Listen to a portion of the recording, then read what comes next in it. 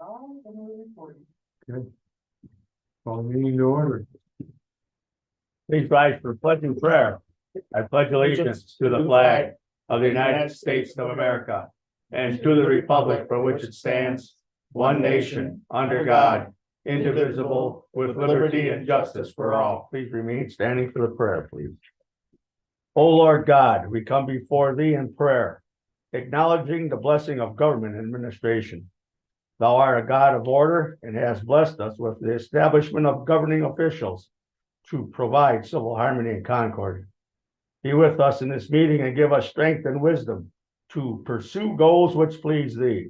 Grant us the courage to support those things which are right and according to thy ordinances, for we ask in God's name. Amen.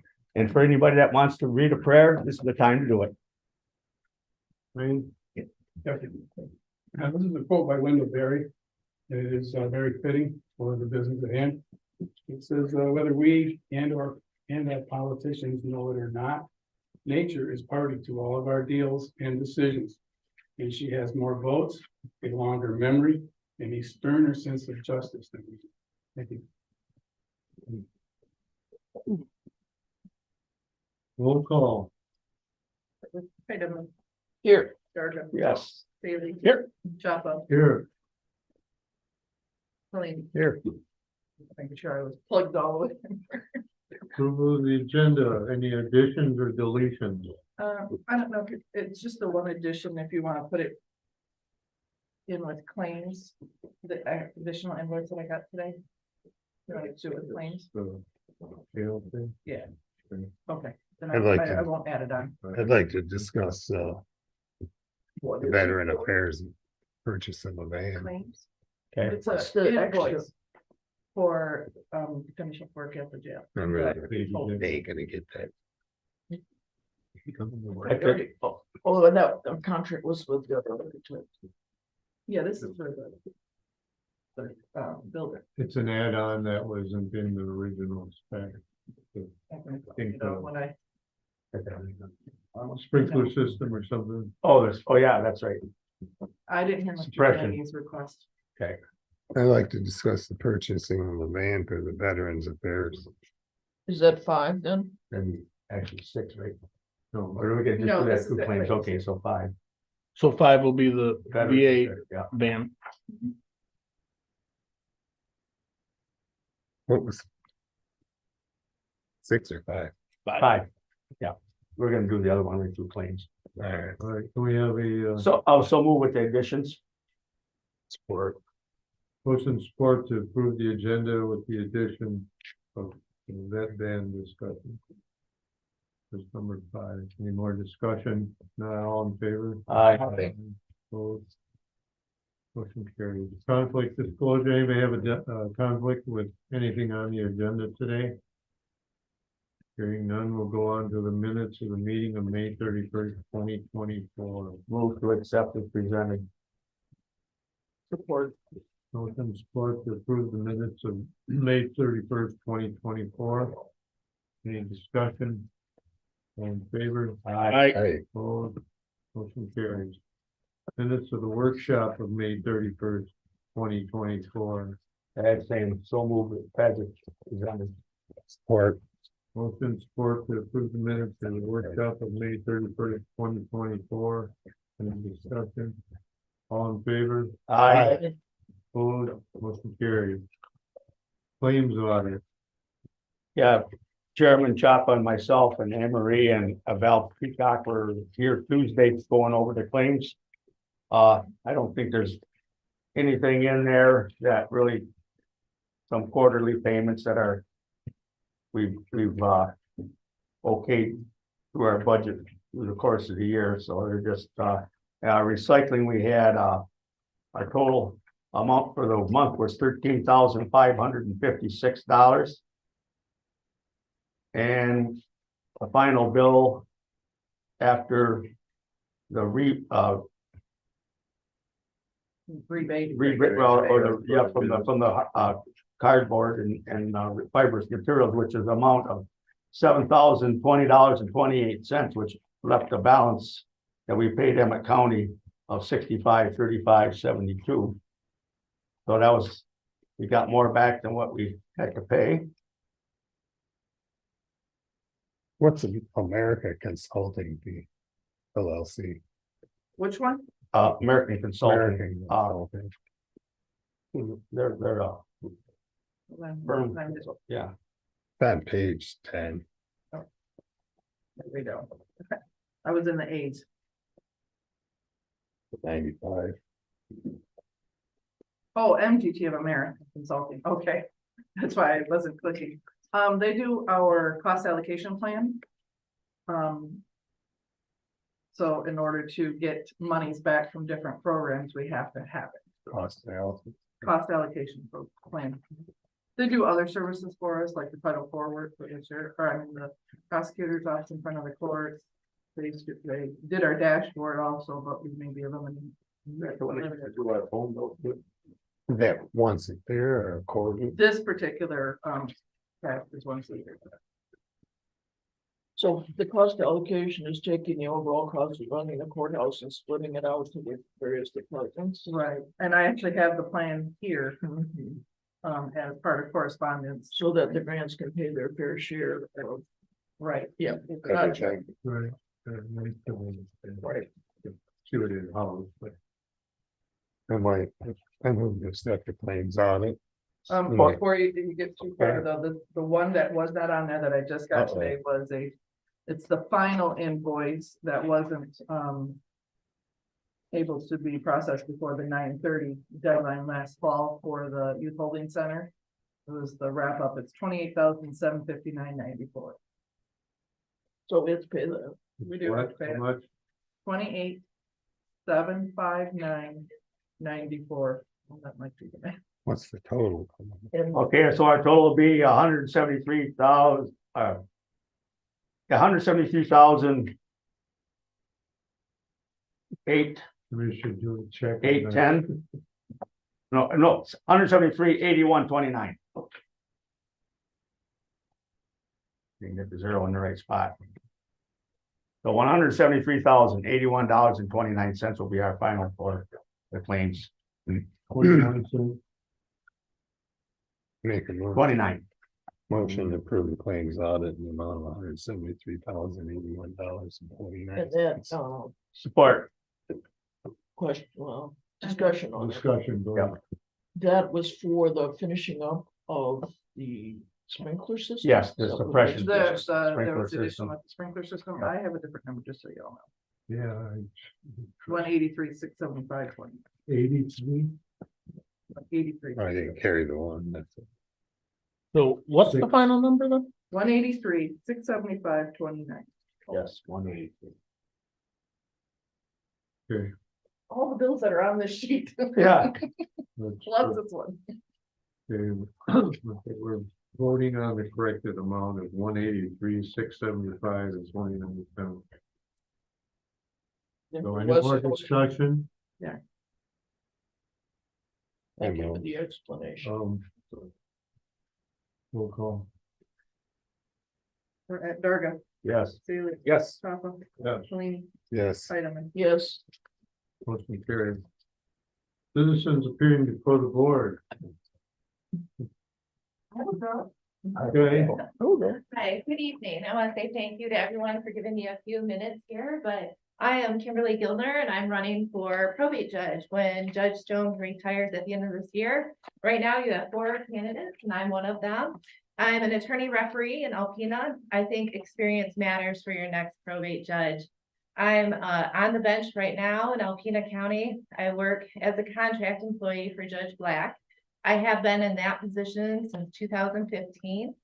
So I'm very familiar with budgets, watching dollars, making sure our county doesn't have to pay any more than they have to, and getting the reimbursement costs from the state of Michigan and government so that the county funds can be used where they're supposed to be used. So that comes with getting the reimbursements from the child care fund and making sure that the judge is making the right findings on the record, applying the law to the cases. So I hear child welfare cases, juvenile cases, and child support enforcement.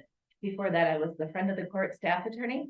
So again, like I'm familiar with that MGT system that you mentioned, so.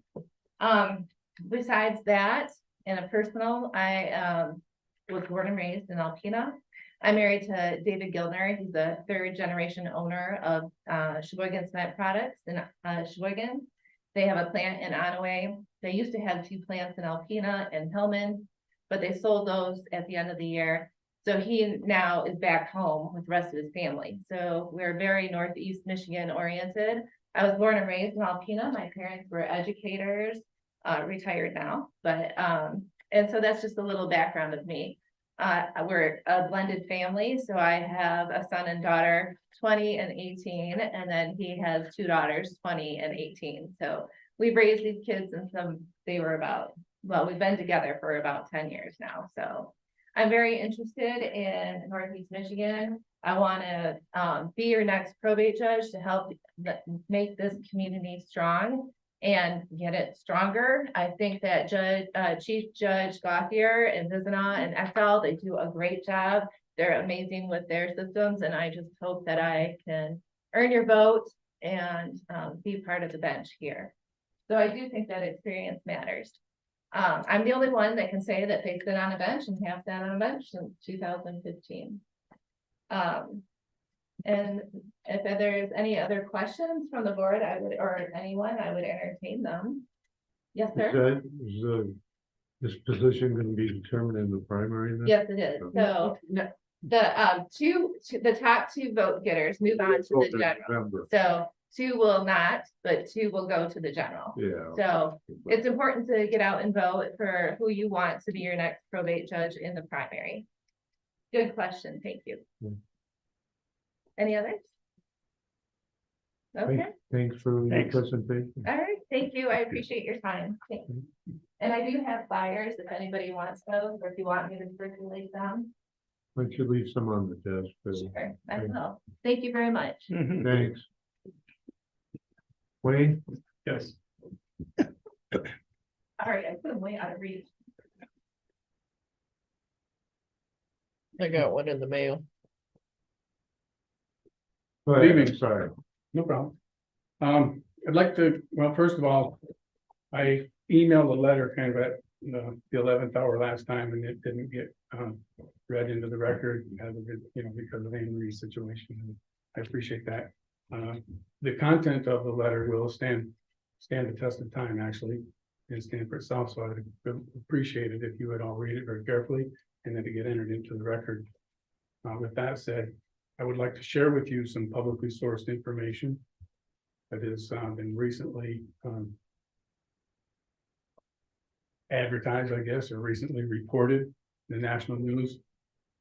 I shared some information with Chairman Chapa. GFL, and it's been reported by several news outlets, have contracted with a consulting firm to review buyout purchase agreements for their company. And if you go and research GFL and look at the debt load that they have increased over the last several years, they have increased their debt dramatically. And they're now looking at selling off assets. How does that relate to us? Well, in northern Michigan, they bought just about all of the haulers. They bought out the liquid contractors that used to handle all of the oil well development stuff, so they transport all of the leachate now. It's a big deal, and it could impact Northeast Michigan like dramatically.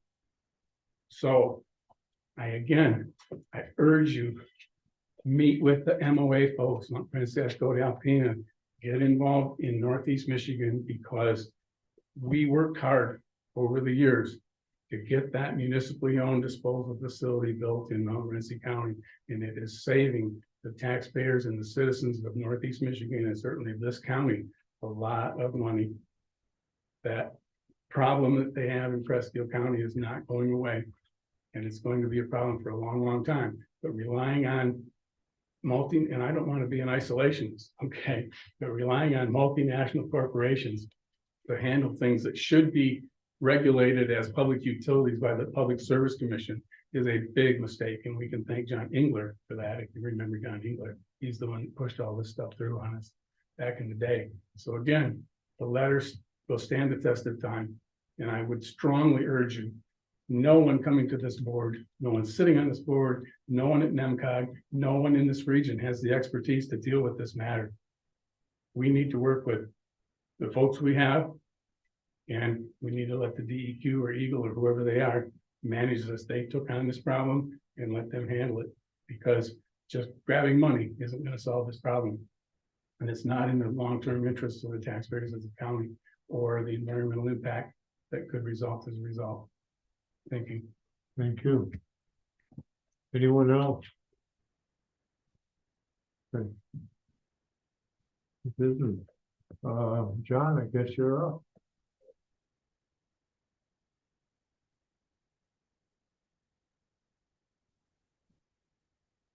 See how long this battery lasts in this lifetime here.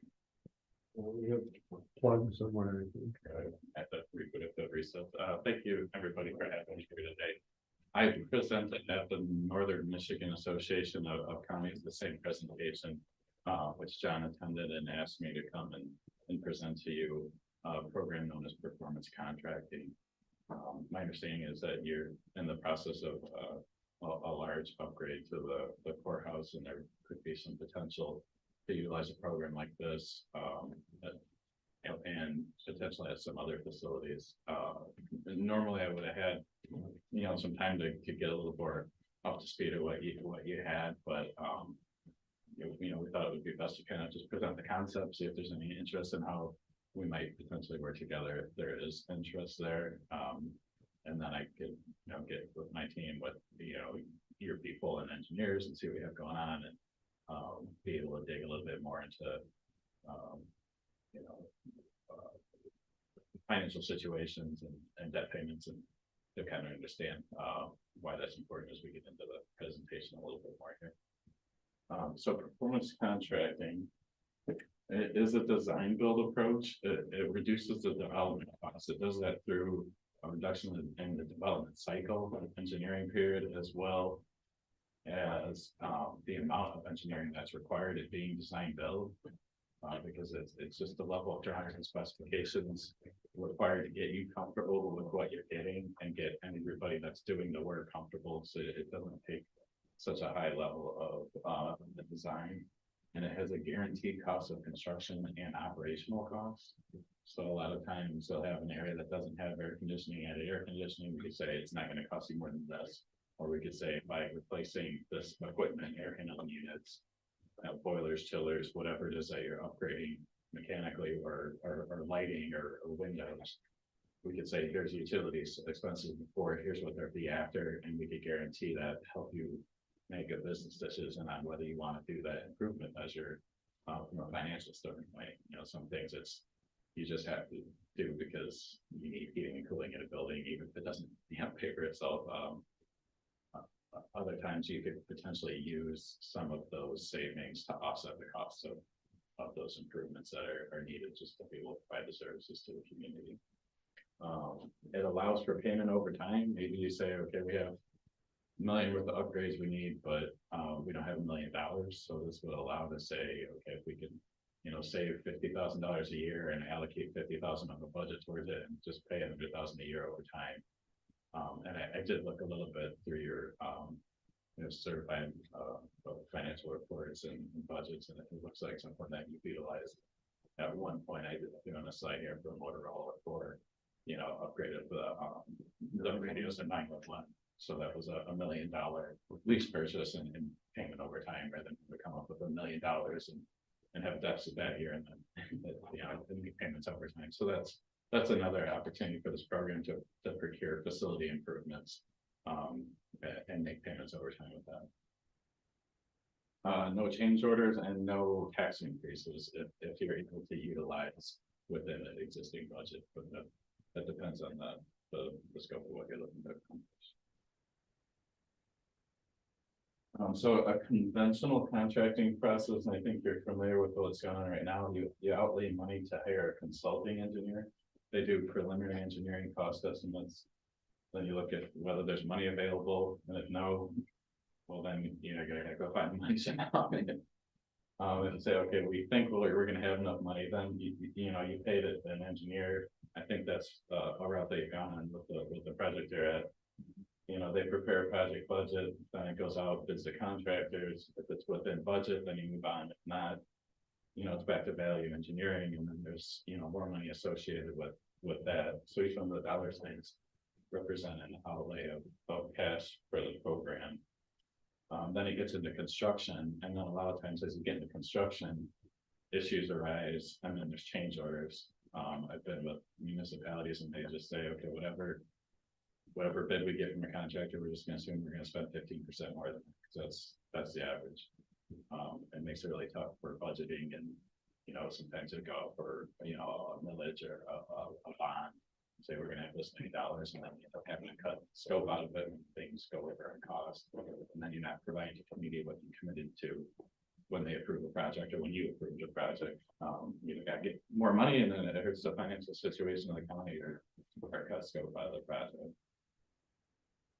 And then a lot of times commissioning trains left by the wayside, eventually accepted, and have a warranty period, and nobody's guaranteeing the performance of that. And a lot of times they even think that much about it. You know, what that cost to own is gonna be over time, right? It's a lot more focused on initial cost. It's like looking at a vehicle and saying, okay, I'm gonna spend X dollars in the vehicle. I don't care if I'm getting 20 miles a gallon, 30 miles a gallon. You know, the truck's gonna get a lot more value for it if it's getting a little more gas mileage. So we kind of look at facilities improvements the same way. What's the cost to operate that gonna be, whether it's, you know, what's involved in maintenance of that item, or the fuel, or gas, or electric, or propane that goes into it. So the way this program works, some of the benefits on the side are no out-of-pocket costs, significantly reduced schedule, a single point of accountability. Often improvement can be pay-per-view savings. We've done $10 million projects in large municipalities, completely pay-per-view savings. But it's a little easier when you're paying $2 million a year in utility bills. You know, just save 10% of that, you got $200,000 to pay over 20 years. That's $4 million worth of operating. You're done. You know, a different situation, because, you know, luckily you don't pay that much. I looked at, I don't know if you know off the hand what utility bills are, but I believe the total budget's about $6.5 million for the county. That sounds right. Next year. Utilities being around 1 to 3%, that I estimate maybe it's maybe around $100,000. Gas. Depends, yeah, I mean, if we have them built out in different buckets, so I think it's have to pick them together. We have, the department has theirs, this building has ours, so everybody's got it overall. Yeah, and typically the programs will look at it, basically every building that you would have a particular program that optimizes each one, and generally focuses on equipment that needs to be replaced anyway. You just put in a piece of equipment, doesn't matter, you know, it's 80% efficient, and you could get a 94% efficient boiler. If that thing's only, you know, 5 years old, you can get the value out of it from the money that was put in. So we'll typically look at stuff that needs to be replaced anyway. Really make a base, you know, a business case for, you know, making those replacements. But a typical process is we would team with the county staff and identify the goals, which I think for your courthouse project is mostly done. And then you have a preliminary technical review. I think you're kind of past that for that portion of it. And then you get into a project development agreement, and that's us, the architect firm, whether that's, you know, with working with yours or under us, to agree to develop a project. So at this point, still no costs have been paid out. No, some expenses were already paid for engineering to date, and we would, you know, if we were asked to be involved in the project, we'd use that as a starting point, right? And then it wouldn't be a sunk cost. That would be okay. We'll take it from there, or continue working with the firm that you have in place to bring it across to the finish line. But typically, the development agreement would be in place, and then you have the technical financial analysis, and you're in parallel developing the design, the construction costs, and the funding mechanisms that would be in place, whether it's, you know, Inflation Reduction Act funds, grants, ARPA dollars, or energy savings, so that we could all work together. And it's not, okay, there's so much money you think we have, and then go out for bids and have that cyclical reference, right? It's all done together. Because we've seen situations where you go to the utility company and they say, okay, we have this rebate and it's gotta be 91.6% efficient for the rebate, and you install 91% efficient boiler and they won't give it to you.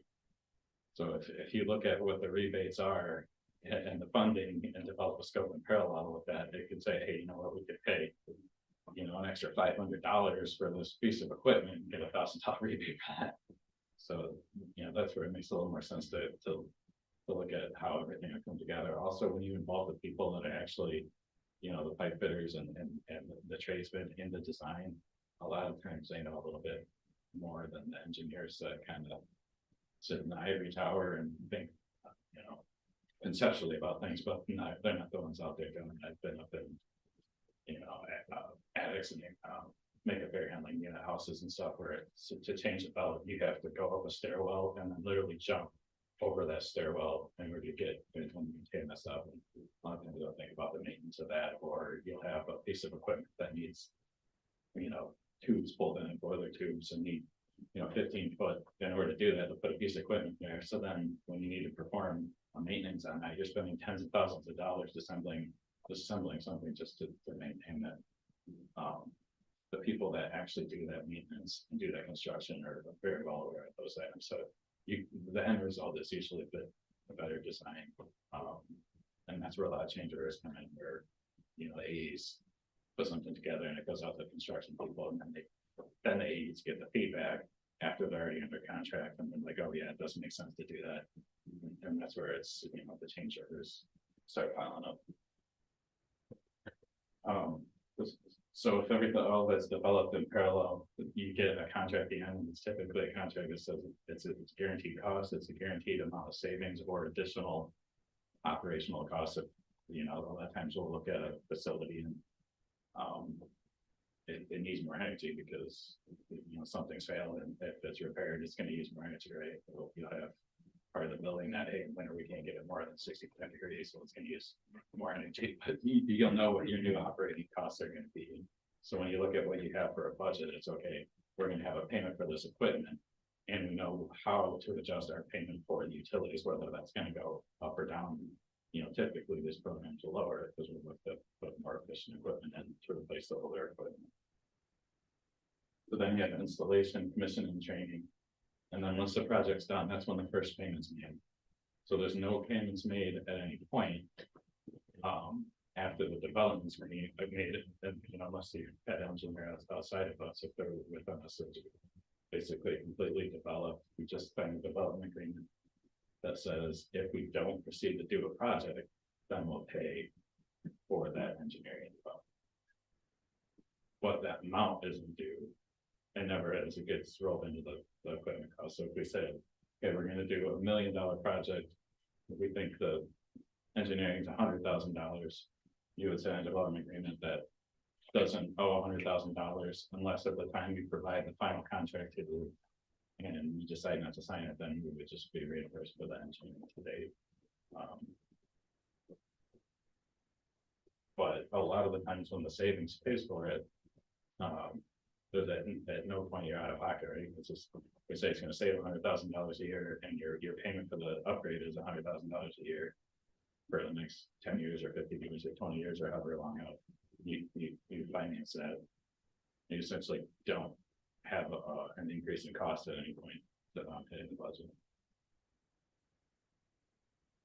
This slide is just kind of show, hey, if you decide to do something yourself, there's a lot of juggling going on. You know, if the performance contracting firm in the middle handles all that, it would be similar if you had a GC or a design.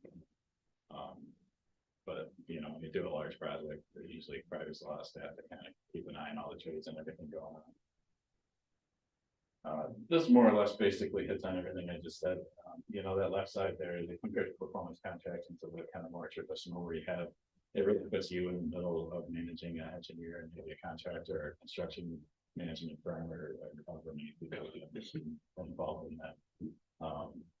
It reduces your risk because you have a fixed cost with no change orders, and you also have a guarantee on what your operational costs are going to have to. So it's a typical situation. Say you're spending $100,000 a year in utility bills, after this project, you spend 75,000 a year. Well, we're guaranteeing you save 25,000 a year. Part of the program will come back and measure and verify that. And if you didn't save the 25,000 a year, say, they save 5,000, you can cut you a check for $20,000 every year. Which we don't like to do, doesn't happen often, but occasionally we miss the mark, and we'll usually provide additional improvements for free so that you are getting those savings and we're not writing a check. So the Michigan performance contracting legislation, that's this isn't eye test here, just to make sure. Yeah. Oh, my God. So that's the legislation in its entirety. You could Google MCL section 4611, and it's basically just allows for counties to procure a performance contract. That was one of my questions, because I thought in certain circumstances, public entities are required to do a bid. Does this avoid that? You can if you want. It's really up to you. So the legislation really puts it in your hands and make decisions that are in the best interest of. Your fire people. constituents. When did this pass? This legislation has been in place for about 30 years. They updated every now and then. They updated it in 2016 to allow a financing mechanism called a tax exempt lease purchase, which a lot of these are done through. So we say, all right, we're going to do a $2 million project. Typically what that is you borrow the $2 million and then you make a payment against that. And in a tax exempt lease purchase, it's non-tax paying entity, so you don't pay taxes. The tax exempt portion of it is whoever lends you the money, like say Bank of America lends you the money. They don't have to pay income tax on the interest they receive from you, so they're able to offer it a little bit lower rate. We don't make any money financing it. No, we're not a bank, so we work with you and your banker. We work with about 20 banks across the country that like to do these type of things, and there's a lot of banks that have environmental sustainability goals. So if we could say, hey, we're going to reduce utility bills, there's banks sitting on more money than they could spend to meet their goals, so that they have to report. But you're specifically working in the energy sector, correct? With Johnson Controls. Yeah, so we're at the division. I don't know if anybody's familiar with Johnson Controls, but it's a big conglomerate that's been buying up companies since the 1800s. So they do different things, but yeah, I'm within a group that just does design build contracts. Yeah. But for energy related stuff. That was originally the program. But a lot of the times now it's become a very small component, yes. Yeah, so these were originally known as energy savings performance contract. So a lot of the times now, like we've done work for a school that's done it in 6 phases. So the first phase paid for all the savings, then they liked it as a procurement vehicle for all the reasons that we talked about. And after that, it was replacing, carpet and asphalt and roofs, and there really was no energy associated with it. But they use. But they use the energy part to save the money so they can do the other stuff. Is that what that? Yeah, so there's almost always some energy savings component, because when you're looking at doing facilities, Yeah. you might as well do it as efficiently as you can. So almost always look at lighting and occupancy sensors. You could put an occupancy sensor in that turns off the lights if nobody's there, and integrates that in with the HVAC to maybe set it back a couple of degrees. Certainly don't want to set it back too much, it'll take too long to get back up. But then you got to do kind of cost benefit is the cost of integrating all that going to save that money. So that's kind of part of the development we'll look at. And with lighting and occupancy, one of the things we'll do is put a device in a sample of rooms around a building and say, okay, it measures motion, it measures when the lights are on, and then it determines, okay, what percent of the time is nobody there and the lights are on, and then we could determine what the savings will be. Different things have different potential savings. Some things like, okay, replace a 100-watt bulb with a 20-watt bulb. It's like, I say 20 watts. Well, I don't know, maybe the ballast in there was faulty and it wasn't pulling 100 watts, so it's only pulling 70. Maybe it was pulling 120. So what we typically do, we'll sample the panel of all the circuits, so we really know what your energy use was, and we can measure that afterwards. And part of the program is for anything where there's savings guaranteed associated with it, we'll have a plan presented to you. This is how we're going to measure and verify and prove that. And that way, you know, if there's a shortfall, then you get that payment, and all the measurement verification is done through international measurement verification protocol. It's all that standardized across the industry, so it's not something we invented and are like, you know, they just trust us to save the money. It's pretty stringent and all those things are done. This is just kind of a graph. People learn different ways, so I like to put in words and graphs and charts, and then it kind of makes a little bit more sense. So this is basically what I said, is if your utilities are 100,000, afterwards it's only 25,000. You're basically just taking the money that have gone to utility companies and investing it in, it becomes that budget line item towards a payment. So if you say, okay, I'm only doing $25,000 a year as an upgrade, I'm getting a lot done, but if it's a portion of it, and ARPA is a portion of it, and, you know, your capital is a portion of it, you know, set aside some money for it. A lot of times we'll look at where other lease payments you have fall off and say, okay, this can take the place of that, so your budget doesn't increase with the end of the payment fall off. This is in a graph form, right? So it's like, okay, if you save $25,000 a year every 20 years, you save $500,000. This is a super simplified version just for the concept.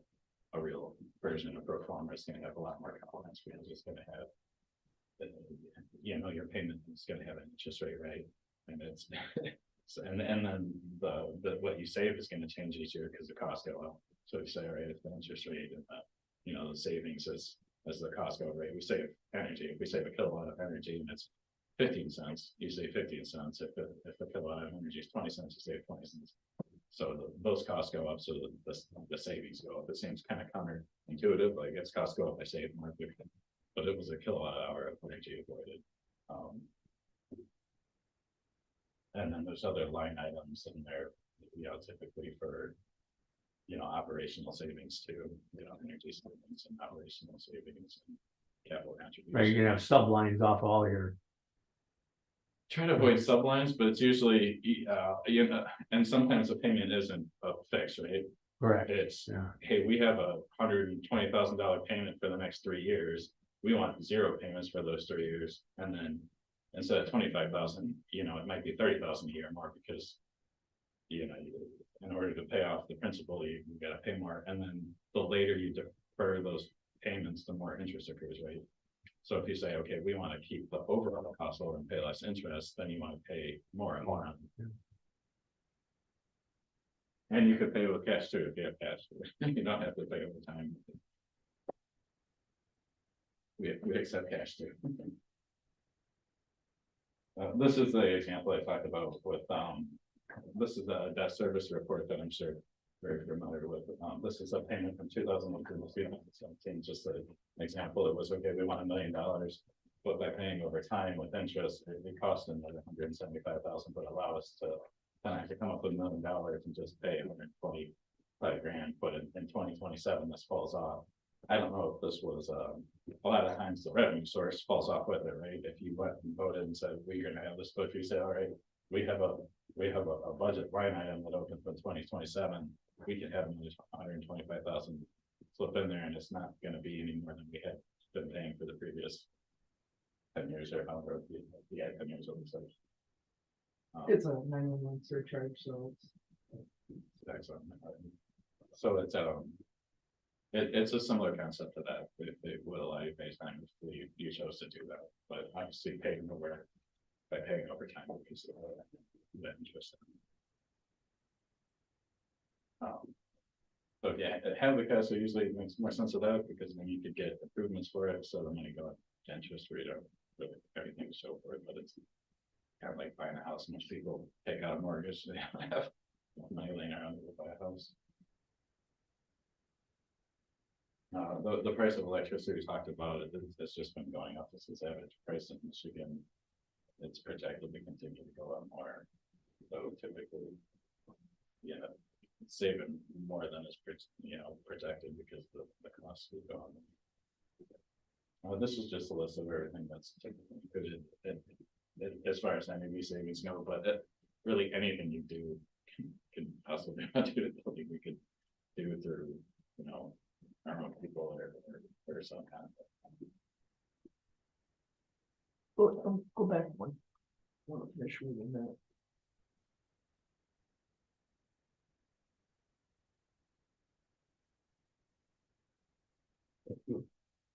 So a lot of what we do is within local government, almost all of our work is local government, well, because it's a payment over time mechanism.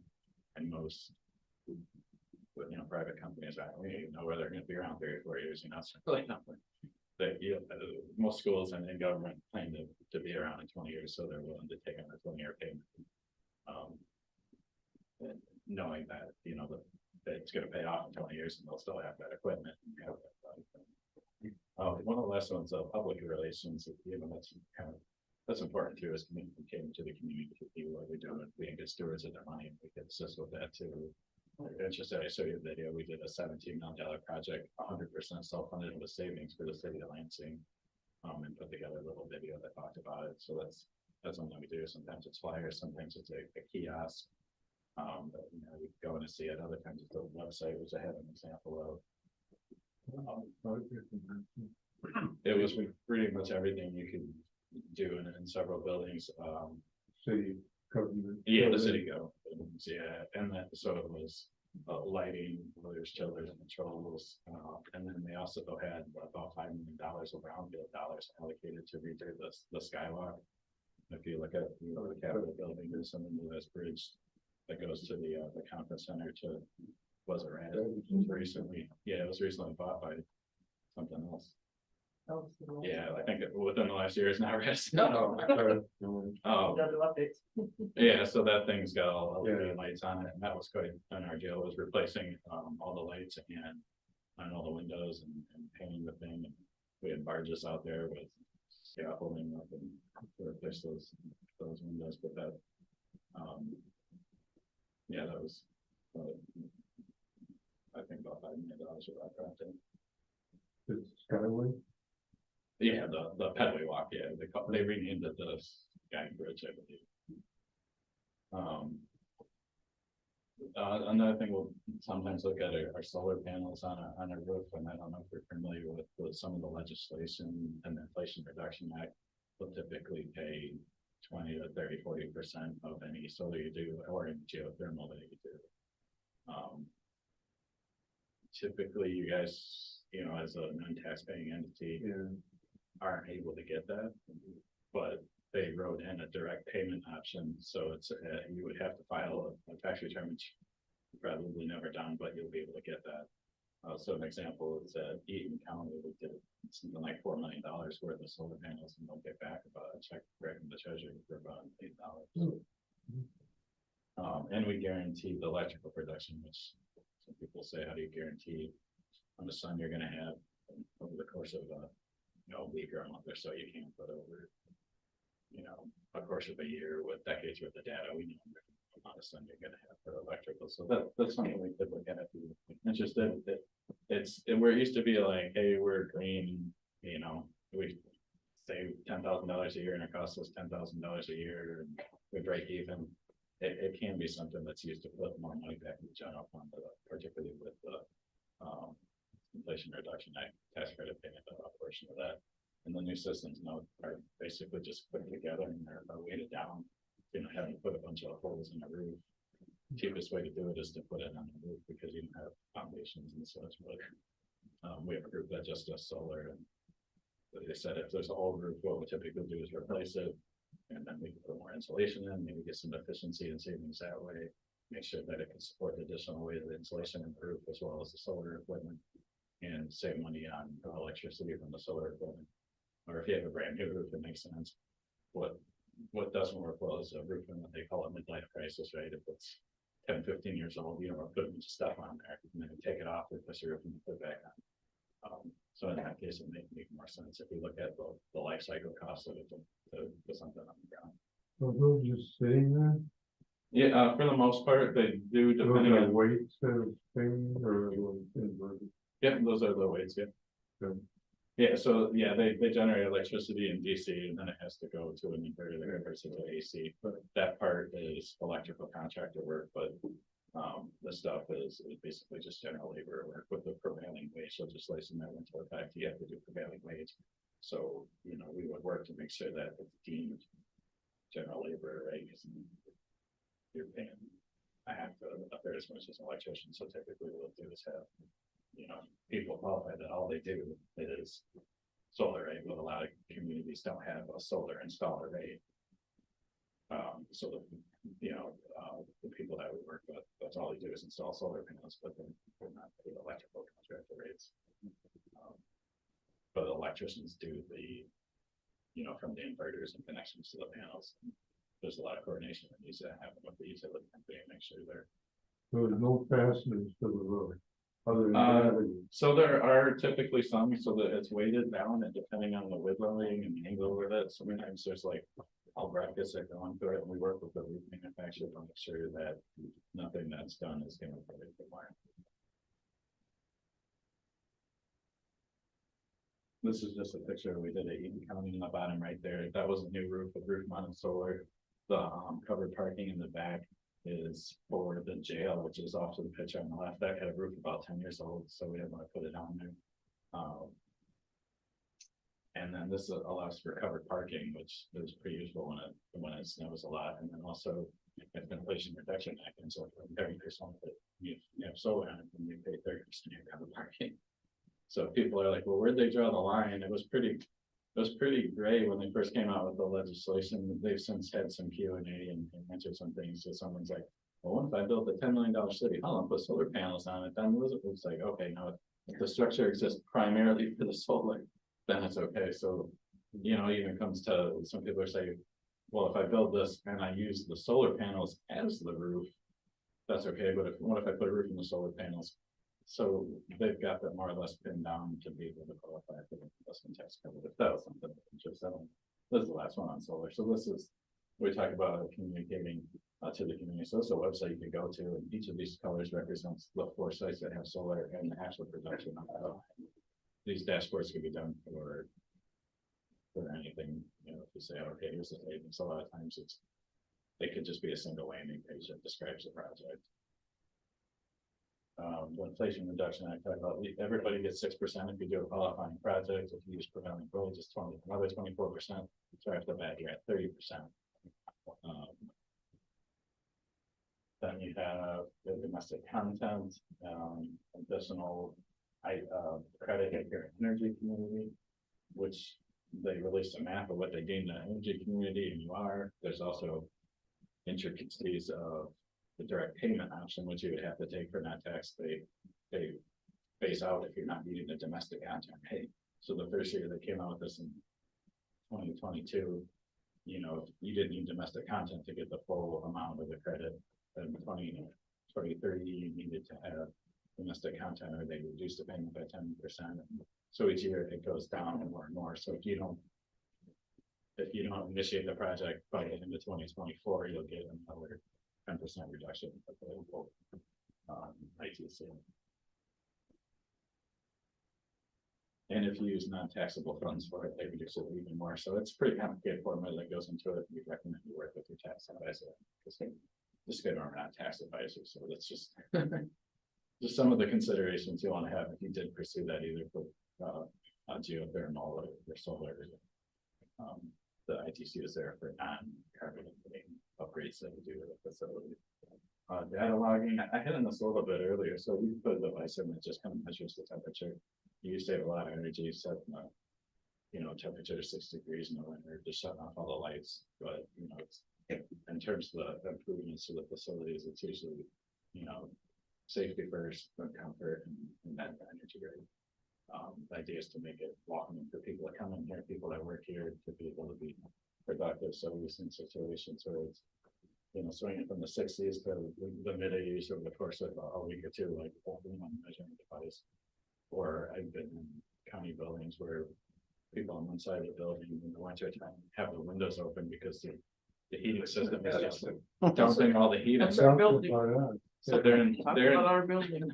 they're in t-shirts and windows open, and the other side are in coats and space heaters. So, you know, one of the things we'll look at That's right.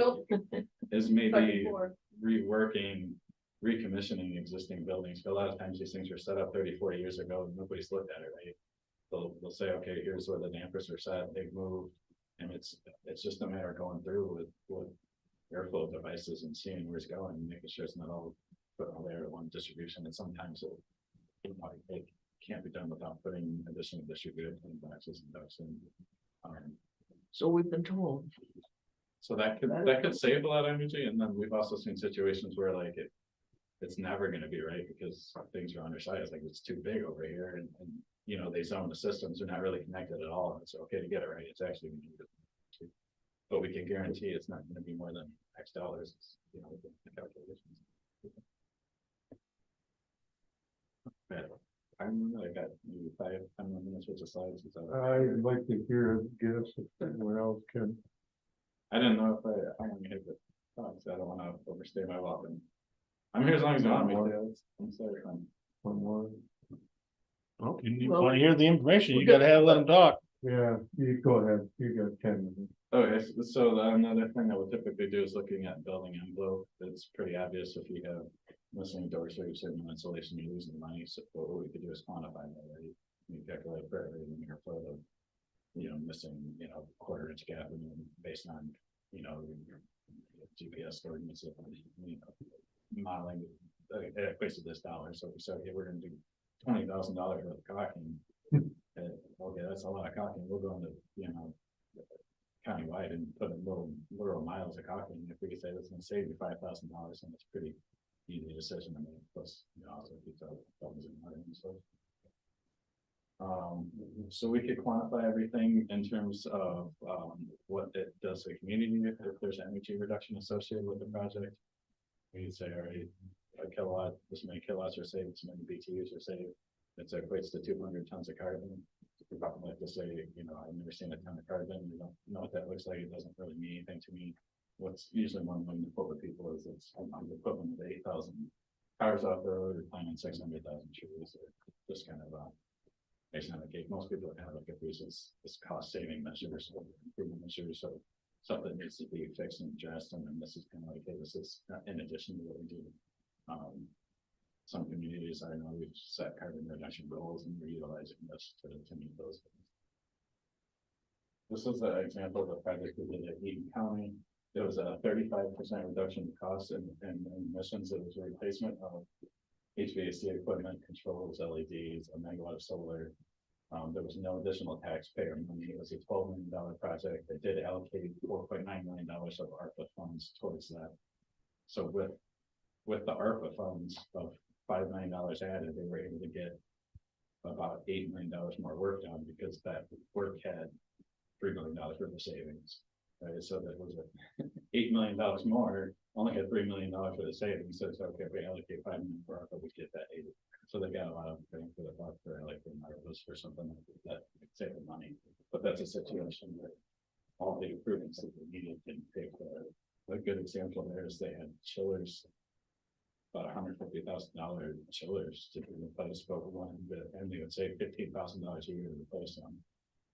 One was only about 10 years old, and one was 20 years old, and it didn't really make sense to about them when it was only 10 years old, and you know the other one had to be replaced anyway. So there was $15,000 worth of savings replacing a piece of equipment that is near the end of its life. And, you know, the other one didn't even last 10 years. That's why they replaced it. So performance contracting, there's about a dozen companies in Michigan that do this. They're all accredited. They would all do a similar program that this works what they do with Johnson Controls or anybody else. We do about 46% of all the work that's in there, but so some of the places. What have you done for Sheboygan County? These have been done over the last 30 years. I can't really speak specifically to what everything's been done. I've been here 6 years. And, we've done projects for Ames County and Eaton County in that time, and Genesee County. We're in the last 5 years.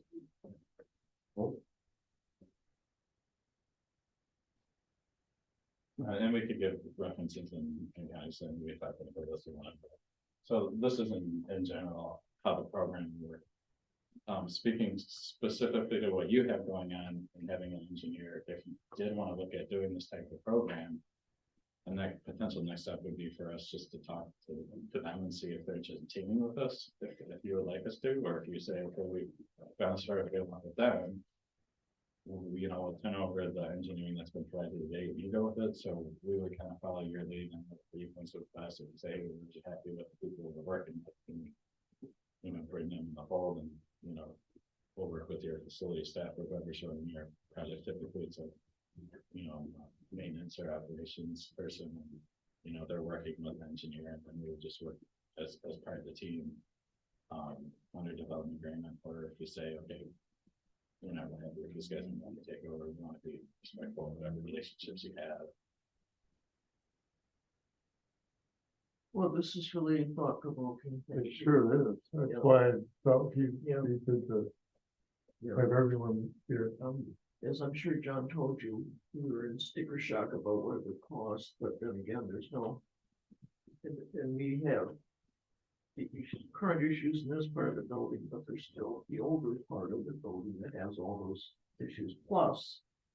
So, But the prices are increasing so much, and the escalation was 8%, but they look at escalation by the basket of goods, you know, consumer goods like milk and bread and stuff. We've seen price increases at 30% in a year. But, yeah, so we get in a situation where an architect does a design. we're just chasing our tails because we're trying to get our, that's, By the time you get the quotes, Right. it's high, then you go back to engineers, Yeah. they reestimate, they do a new bid out, and then by the time Right. you get into it. A program like this, and if you're just looking to upgrade one building, and we could get working with engineers and get the documents in probably 3 or 4 months. We could have a contract in front of you that's, okay, this is a fixed cost contract, and once you sign it, they'll take whatever additional design is needed and finalize it. And prices go up 30%, And that's our. that product. includes financing. And the financing includes. So basically, we know what we're getting into, and once we sign the contract, it's our problem. We can't get labor shortages or equipment shortages, and you know, we try to put back in the communities we're in. So if we, you know, if you say, okay, we would like you to focus on electrical contractors, mechanical contractors, people that are in this area, that's what we do. I didn't put in the project we did for Marquette. It's a pretty small town in Marquette. We did a $26 million project there. And we were able to use all local staff, and the calculations showed it was equivalent of like 13 people, like full-time jobs for 2 years over there. I remember the exact numbers. It was equivalent of adding to the economy like over $40 million, because that 26 million, you know, trickles down to everybody else. So. Well, that's good. You got the contact info. Yeah. So I'll make sure you get the presentation, you guys talk about it, and we'll come back and chat with you. If it's Thank something you. of interest, not just me, I got people under me that actually Understood. get Yeah. involved in the design. I'm an account executive, so I'm representing. When it gets down to actually doing the work and handling power tools, it's So, we are under a deadline with the ARPA money, which is most of us. Oh, I want that. Hold on. Yeah, I didn't figure this was going to be money before. So, I mean, if you were to take our project on and work with our people, can that happen with your schedule? Yeah, we could have, I reached out when we talked to them, and they're anxious to get a feel for what we have. But the ARPA money has to be designated by the end of this year and spent by 26. But if we, you know, we need to move. I know, that's what that's Yeah, we kind of my point. Yeah, if you're in a point, we already have designs, and then, you know, our people could look at it and we could start. Part of the problem I see is that design is a year old. The first one. And now they're looking at it again, and each talking 30%. Yeah, and but we do have a starter set of money coming in. So I think it's not too late. That just they haven't really moved forward from that design. So I'm not sure what that timeline is, because we don't have a timeline, but we do have a contract, so we need to discuss, you know, working with that team, because we are under contract. Right. But also letting a fire under somebody, because there's nothing moving. Right, and that's kind of my thought as well, and And the Here's another contract option. is for the current. This building, Right, the HVAC. And we also. Phase have two, we have no contract. Right, We have somewhere, there were some estimates. there's some, right, there were. But Yeah. believe me, the team, it's like pulling teeth to try to get it out of there. I think the clerk probably has more. Anyway, There's that. if we were looking at this, I would say we look at the whole package. Not just because, Okay, yeah, right, if we're gonna get. For the into whole project, get the whole thing then, yeah, Right. absolutely. Yeah, right, Well, I guess it's something we need to discuss then, Yeah. and probably don't need to. I think we talked enough about it right this minute, Yeah. yes. People have some more questions. I appreciate it, John. Thanks, Thanks for John. coming. Very helpful. Thank you. It really piqued my interest when and it was Zoom, so I missed stuff too, so. I appreciate that. Taking the trip off. Yeah, I think I've been back in. Could answer some of the questions we've had about the cost estimation and all the whole horsing around between different entities. It's been very frustrating. So, Got some. but anyway, We also have the people working with us. Get out of your guys' way, man. Unless. Okay. Thank you. More questions. Can we take questions from, I don't know. Well, I think you gotta wait for. we need to, when we have another. talk amongst ourselves. Yeah. Okay. All right, thank you, John. Yeah, take it. Safe travel. Doubletree. I had to look it up. What's that? The Radisson. Oh, right, oh, It's it's a double tree. Yeah, hey, that's all nice, they did some upgrades. Did they? Yeah. Take it, thank you. Yeah.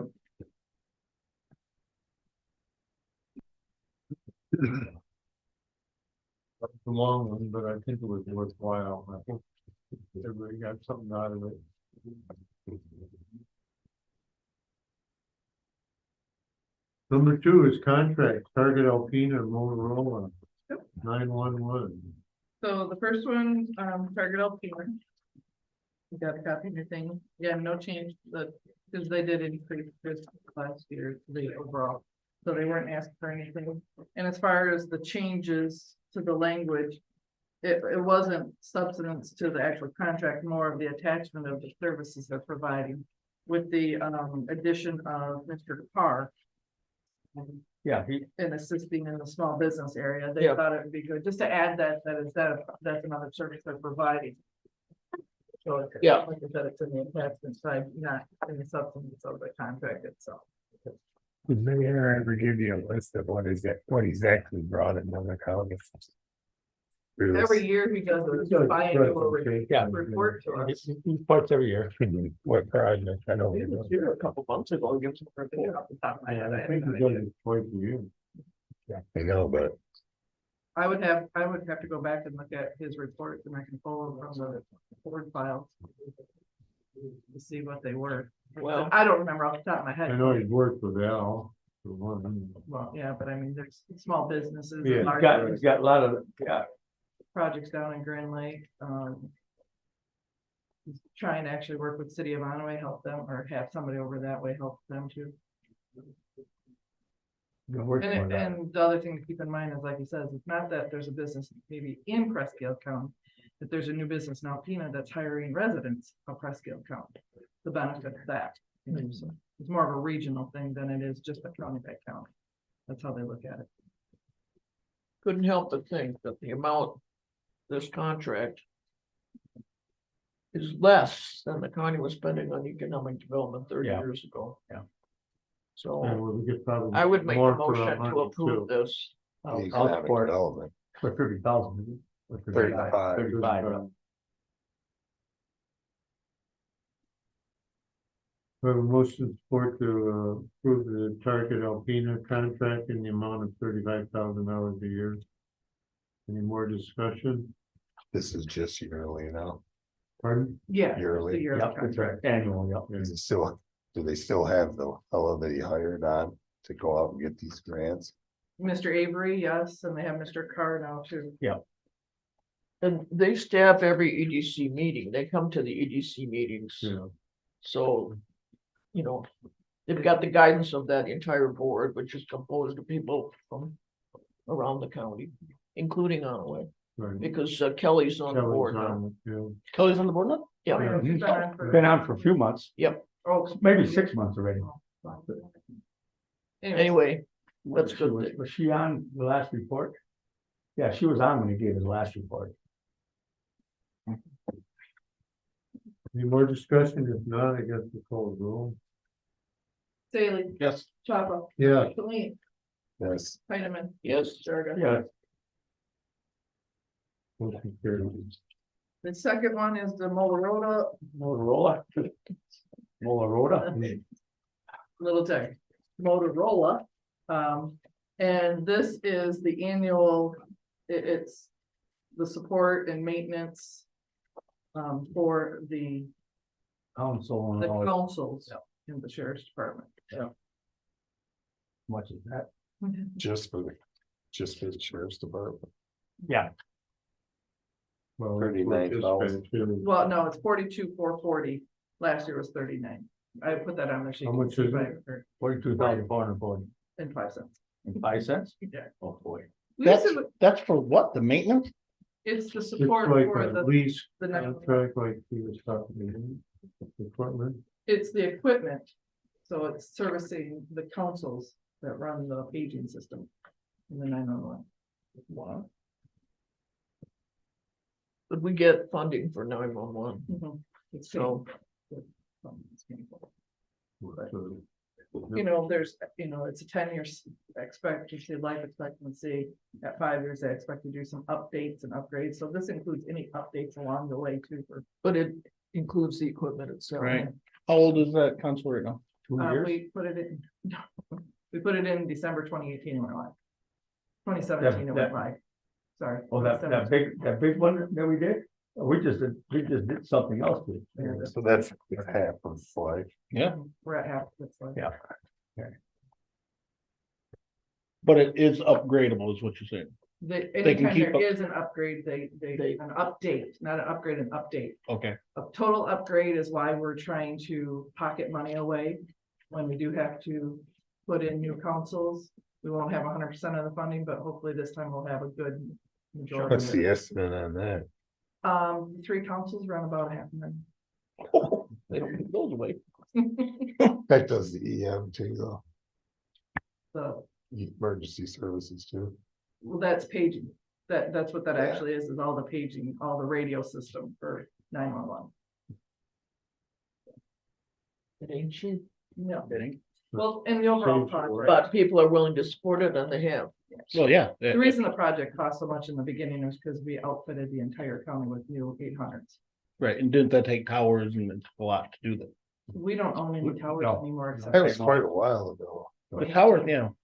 That, oh, okay. The only tower we own is right behind this building. No, we don't own anymore because we can use the state's MPSC's system, so we don't have to. Yeah, maintain that's towers state anymore. police towers. It's a good thing. Oh, Yeah, right. Less on our. Okay, So so moved. can we have a motion? I make a motion for $42,440.05 for a contract for Motorola for 911. Support. Cliff supported. We have a motion and support to approve the Motorola 911 contract in the amount of $42,440. Any more discussion? Chapa, Yeah, Colleen, Yes. Heidemann, Yes, Jarga. Yes. Staley. Yes. motion carried. No, so for spending money. Yeah, now we're gonna get to the big ones.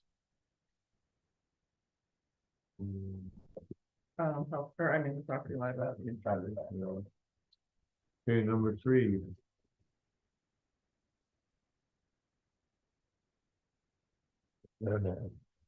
So I don't know how many copies we wanted. I didn't, Is that what you?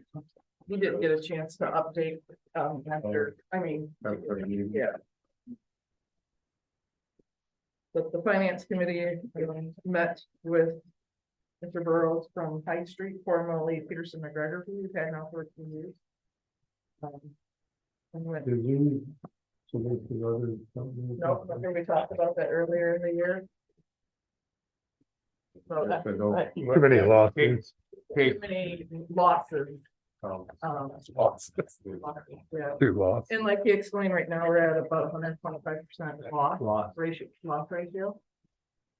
So, What's that mean? All things considered, I didn't think the increase was too bad. yeah, so you know, as he explained it, insurance companies want to see a run lot or a rate, I don't have any funds. the loss ratio at about 25-30%. 30%. We're at 125%. Claims Because of our claims. Claims against Or payouts or in costs to. against you your know, to insurance. defend. Even if we didn't have to pay out, even if they didn't have to pay out, even just the cost to defend. And then there's one out there that has a high reserve, so they have to hold that in the bank above us. You know, should. So the cost of litigation Mhm. and or any sanctions. of a Correct. lawsuit against you. Yep. So under all the circumstances we're discussing, I don't think the increase is unreasonable, and I would make a motion to approve that. Now, did that go up since we talked? I don't have the number, so I'm thinking, Who else is gonna bid on it? We can. We don't, Oh, we don't. can't? yeah. We don't have the number. we do have the number, but there's gonna be a small tweak of a few Probably $100. Yeah. because they We got the decided number of to 171,638, Yeah, And then it but, we've got. So why can't, we can't act on it? We can act on that number. but there is gonna be a small increase of a Well, few right. $100 because they asked to increase some limits at the finance meeting. So it went up 30-something thousand. He figured $400 to $500. Right, right. So I just wanted to tell you. So what do you know, wanna do tonight? I wanna approve. We can this. approve, I'll make a motion that we approve the, property and liability insurance renewal of 171,638 with 2 new, upgrades to, our limits on, I got it, It was under the crime. great, yeah. Employee theft, computer fraud, claims transfer. Right. So, I Upgrade But we don't what? have a dollar amount for that. No, we How don't, can we- but he gave us just a rough idea of maybe $300 to $500 for that upgrade. Well, let's say cost not to exceed $550. Yeah, put a limit on it Right. Okay, well, in your motion. Before he cancels you. so Exactly. So I would support that, which is the current price plus not to exceed 550 additional for the increase in coverage. Okay, any more discussion? All right, I guess you call the roll. I don't think it's unreasonable either. we had some of the liabilities that were at 500,000 that go up to $1 million. Oh, And- Well, but and- he has to live by his promise then. Any other questions or roll? No, color. Kalani? yes. Snyderman? Yes. Gallagher? Yes. Bailey? Yes. Stopper? Yeah. Motion carried.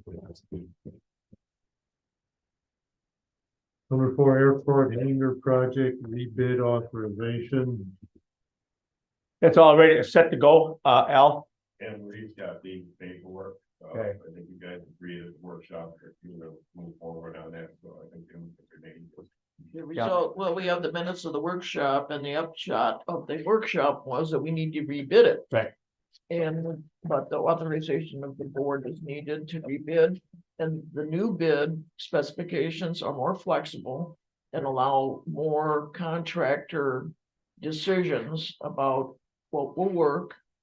It doesn't specify metal versus whatever. Steel versus Right. wood, right? So it's too bad we didn't do that the first time, but we didn't. Okay. I'll make a motion that we rebid. For the hangar Authorize project, rebid. authorize So there is. Prime Free Newhoff. Freeman Newhoff to rebid it, correct? Correct, that's With my the vote. We got everything. With the new specs. specs, Yeah, with the new Hey, specs. what yeah. was the Yeah. cost? At a cost of what? So I have that here. That's Okay, Go Well, ahead. I For did hear it in the motion. fixed fee of 5,650. Right. That's what I thought. It was around 5 or 6 grand. That's my motion. I support that motion. So motion support to rebid the airport hangar project. With new specs Yeah. It's and a fixed more fee. flexible and. Yep. Right. And when will this start? Will it start immediately? I hope so.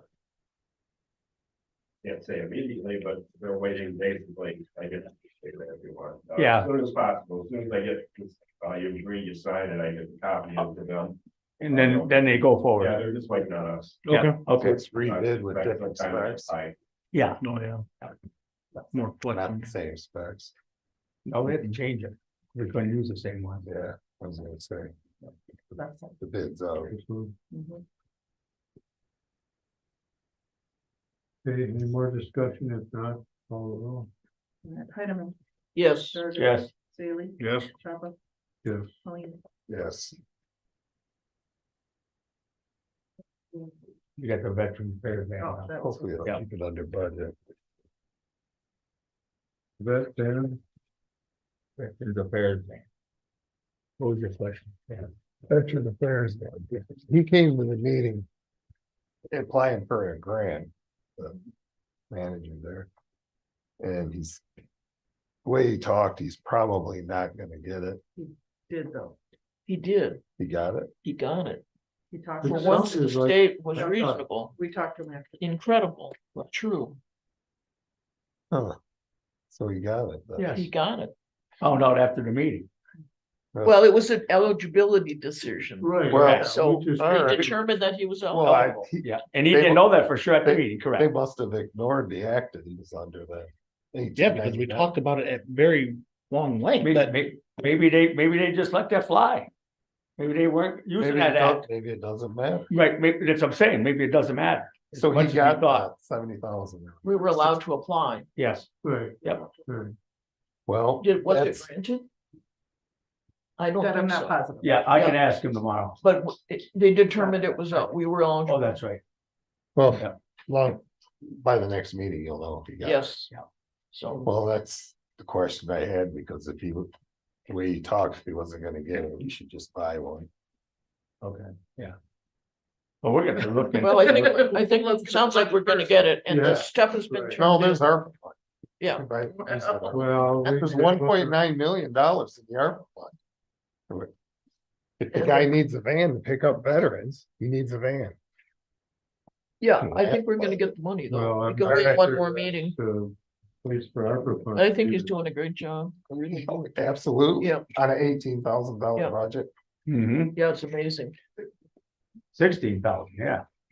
compared to those vehicles worth more in the budget. And it is absolutely necessary. Okay. Well, no, that's me.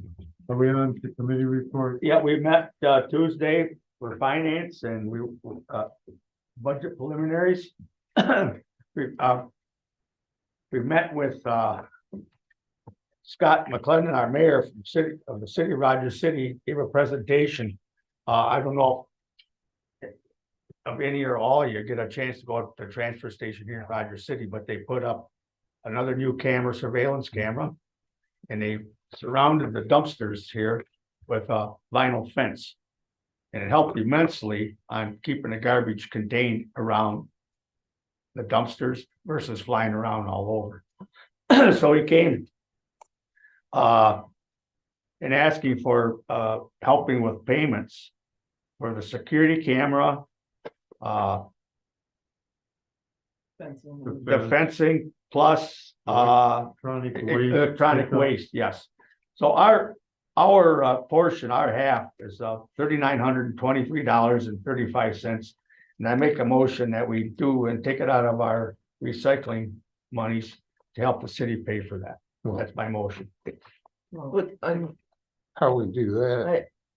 I guess I'm confused. They come after the fact. Yeah. We I'm discussed. not too excited about that. I told him I'm going to the city council meeting, not this next one or the one after. Telling them if they're gonna do that, they're gonna have to confront us first. Well, if that's the Well, case, so why we, are we gonna reimburse to everybody? I mean, No, Alice Township bought all cameras, to put on it too.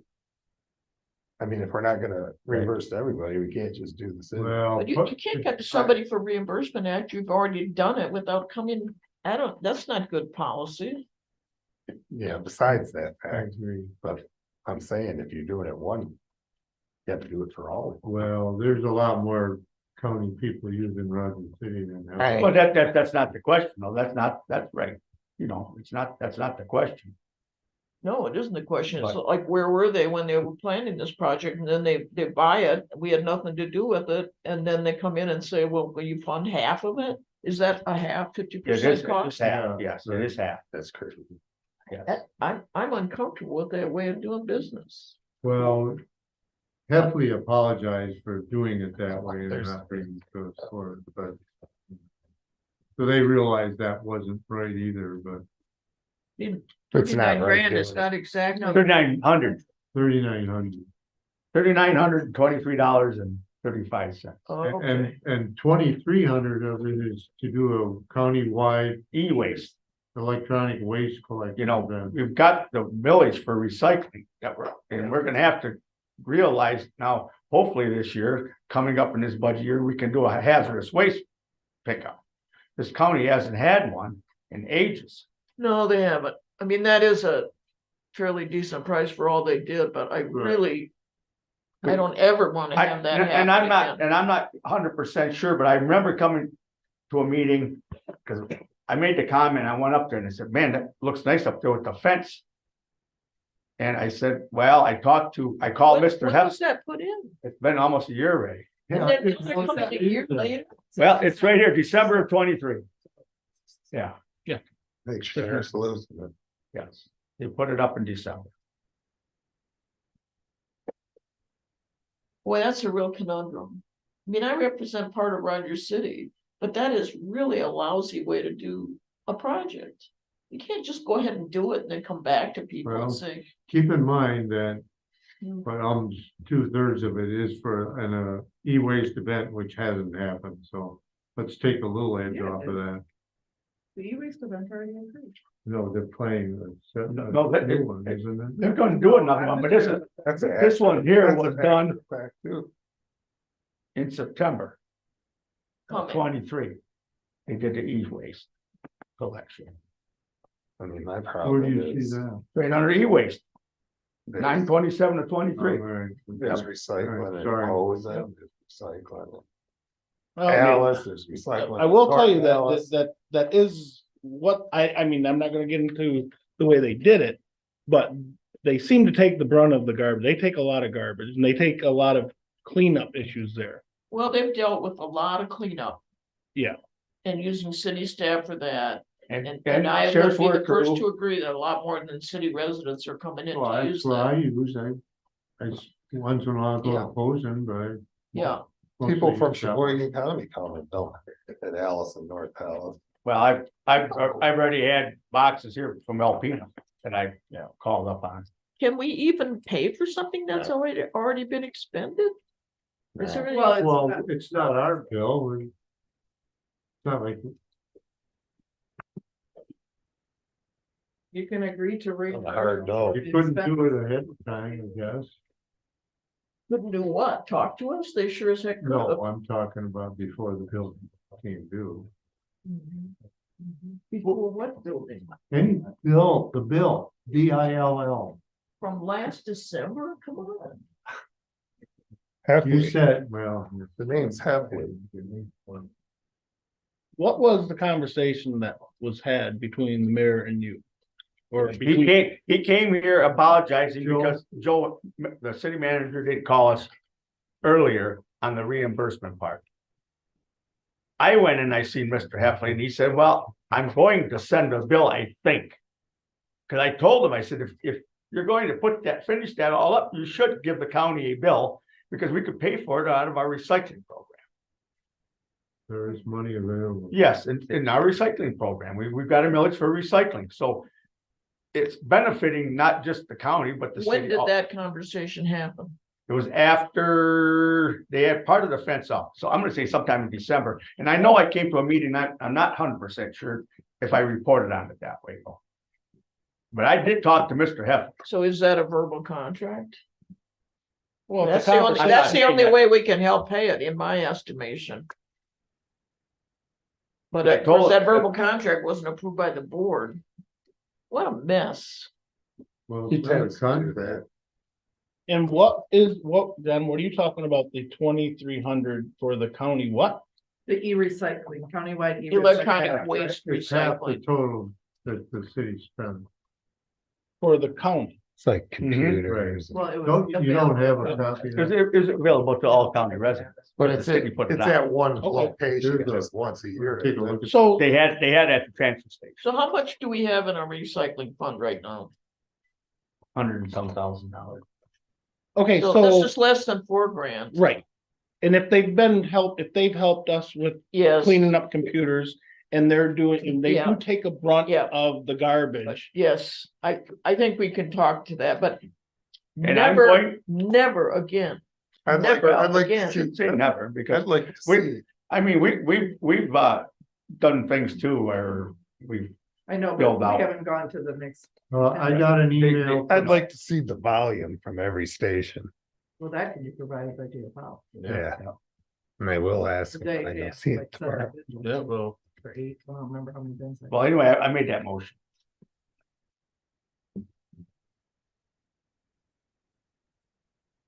For the sake of discussion on.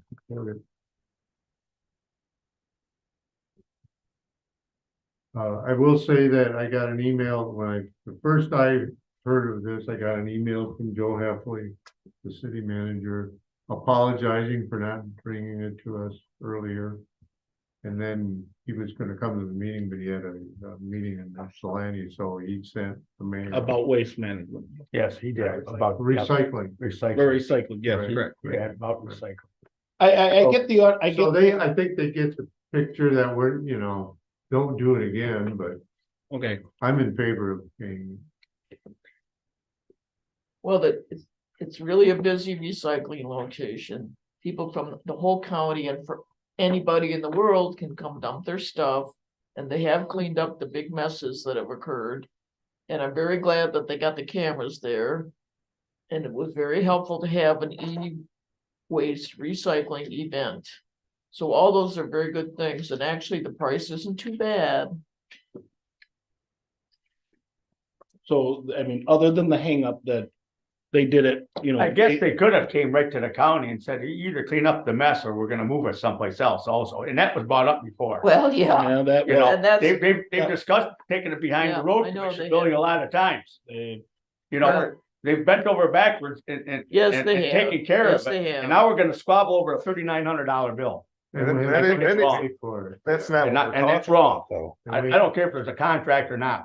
It's not a crime. They could tell us to take it right from there and you find your place someplace else Well, in the county to it's take an care of. appropriate type of work to come out of our fund for recycling. And I can vouch for them, because I go there every week, about 4 hours a week, helping clean just what a little bit, but it's been a lot better now with the fence up. Because it's not blowing around all It's over. been a very educational discussion. And I did talk with our Call the roll. well, If Cliff, you're what- gonna start paying retroactive bills, then I'm gonna tell North Alice and Alice to turn in the bill, cause they spent about $7,000 on cameras. well, that's when we have And that. clean the discussion. garbage up. When I was on the board over there, we talked about, this is ridiculous, get it out of here because of the garbage, but we got it straightened out ourselves. Well, and that's the conversation we have when that comes up. But as far as this particular issue, I think they help us out a lot. I really do. And again, the big complaint is they didn't come to us We got a first. lot of things to take care of yet. Anything else? All right, call the roll. Merida, Yes, Bailey, Yes, Papa, Yes, Malini, No. Heidemann. No, motion carried. we also had a discussion with our prosecutor about putting on a assistant prosecutor. Tony Ford from Rochester City Area Seniors came and gave a presentation on asking for whatever monies we can help out with their leaky roof at the center. Greg Burrows from Hills High Street Insurance, which we just okayed our insurance policy, was there. Register of Deeds required, Vicky required on travel reimbursement for upcoming conference. And then rates for a night for staying at the Mackinac Island. And we went over and looked at the Youth Holding Center with our insurance agent on getting some coverage, extra coverage on the new building there. And we talked about the reimbursement from Emma County for our cardboard and stuff. We talked about that. The airport purchased some fuel and made a first payment to our JFR Architects for our HVAC project of $9,136. Did that get everything, John? Yeah. Sign those and return to me. I did. I did. Oh, I gotta sign all these? Just go ahead and finish your report. Okay, that's done. That's the report. Our next meeting will be in then a couple weeks. When it's scheduled for building and grounds, yeah, which would be on what, the 25th of June. And when is our next personnel? We met with personnel through for negotiations and stuff, and we haven't had any results and from our attorney yet. So We need to take a minute and coordinate some dates for next week. okay, after the meeting. Okay, Just a minute. Coordinate. okay, that's all I have. That's why I called, because I thought we were meeting yesterday. That was initially. Well, I had it in my phone, but I think that was a backup date. So then we don't. Yeah. Well, we gotta be with the courts. Okay.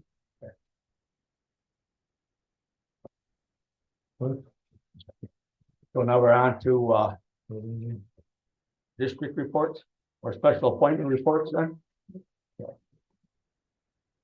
Before we leave the personnel committee, are we set with the insurance selection? Okay, We're gonna have open enrollment at the end of next week. okay. Just waiting for. That's a big slide. achievement.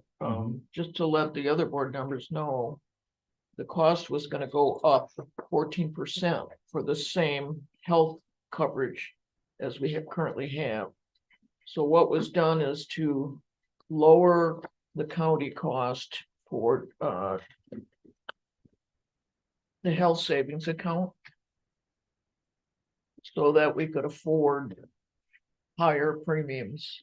And the premium deductible was changed, or the deductible was up a little bit. And we worked with courthouse employees and the sheriff's department, everybody, to look at the options. So it was a lot of input. And it was kind of a huge decision to try to keep those costs in line. So I think the overall cost is up like 6% or something. Well, it won't know until we see what the final. What the Yeah, final decision. enrollments are, right? Yeah, It but- is. it's less than 14. And it was really, I think, helpful to have input from the employees. And Anne Marie did a great job bringing the information out. So we're not done with the negotiations, but dealing with the health insurance was extremely But important. it's important, I think. Very yeah, important. It's important for that. And yes. Blue Care Network was the other bidder, and they were out of sight. You just wasn't even possible. And we had talked last year about this basically self-insurance through a governmental plan. And they also wouldn't submit a bill because it was much more than 14%.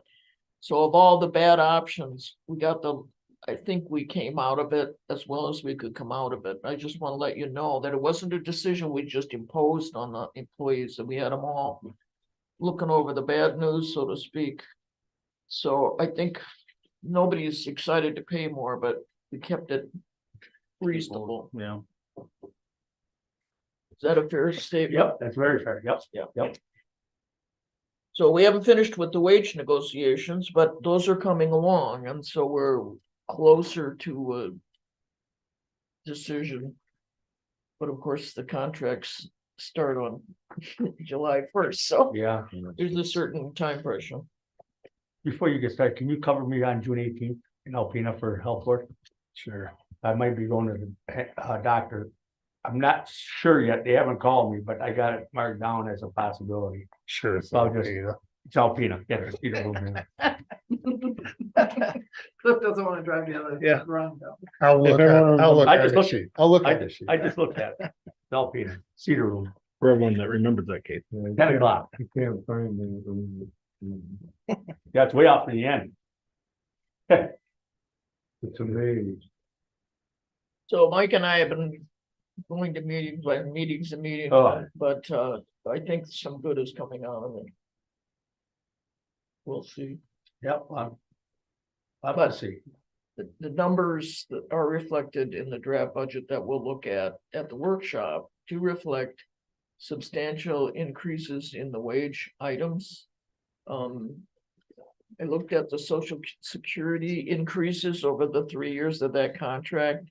And it was 8 point something, 5 point something, and 3 point something over that 3 years. So in some senses, we're making up for what has been endured by everybody in terms of inflation.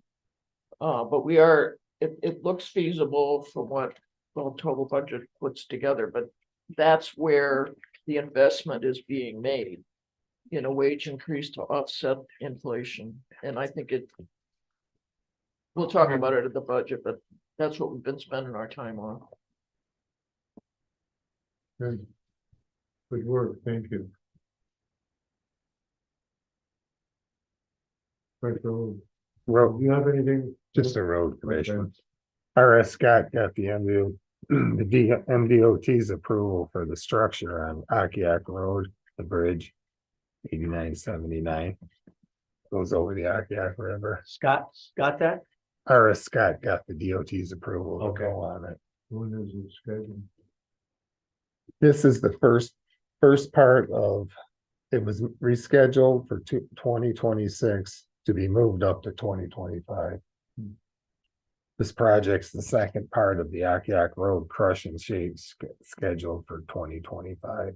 Okay.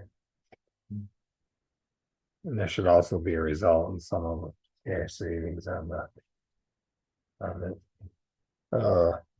Local match for Wenzel Highway on 23 was raised from 107 to 149. The reason was he said the project was a little short. And That was the match was raised? yeah, the Okay. cost share was raised. We got a list of gravel roads that were paved over the last year here. And there's one of those. They're gonna start Parmesan and Hackett Lake Highway and 2 Mile. Where's that at? Ellis Township. Okay. They are already got the gravel hauled from Reith Riley. Okay. And piled there, so they're gonna start that, and they get a refund on their insurance for no claim. $10,486. Good for you. Yeah. Good. That's all I got. Good. Special appointment committee report. Mike, Oh, no, I'm all set. Oh, comment? No. No, Go we're- Still on Yeah. your- no, stop. Special appointment committees. Yep. I went to the MTA meeting on June 4th. And we heard from a lot of the candidates for public office and a judge was there. A prosecutor was there. It was quite informative. They also had the MTA's newly elected president came out. She was on the cover of the MTA magazine. The day the magazine came out, she showed up at our meeting. So that was kind of cool. And the executive director was there as well of MTA. So That usually never happens. it never happens. Been going 12 years. So they complimented our chapter, saying that rarely did they see such good attendance with such a variety of topics considered. So that was kind of neat. And it was pretty informative. The sheriff was there and he was promoting this community forum on scam awareness, Mhm. especially for senior citizens. And they've got an outside speaker from the Secret Service. So the agent's coming and that should be quite informative because the sheriff briefly told us about some of the scams that have happened and the money that people have lost, and it's really scary. So that's June 20th at 6 p.m. at the theater. Mhm.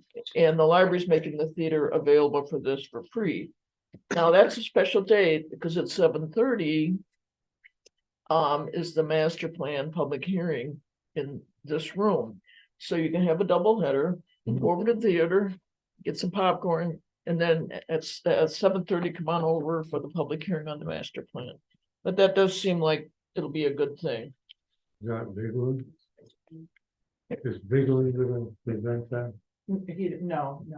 No, Yeah. this is the presentation is coming from the Secret Service agent. Well, Bigelow is. No, this is Scott Klein. Oh, okay, all right.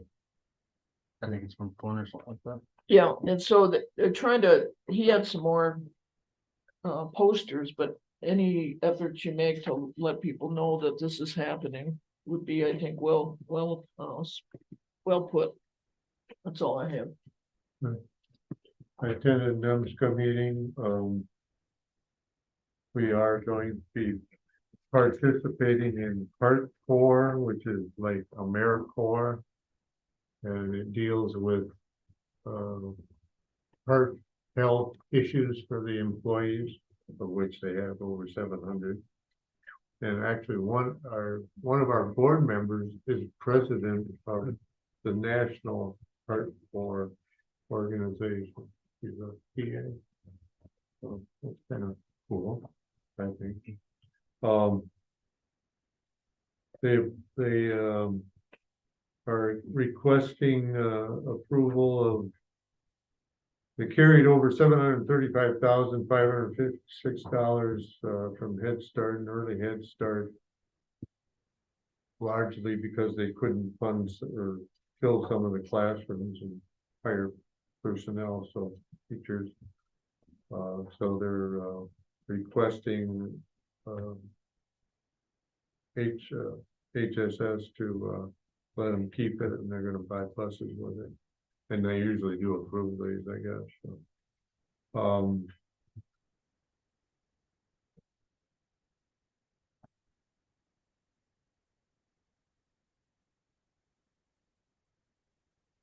Michigan is aging faster than the US population. Michigan was the 29th oldest state in 2001, but was now the 14th oldest in 2021. So we're getting easier.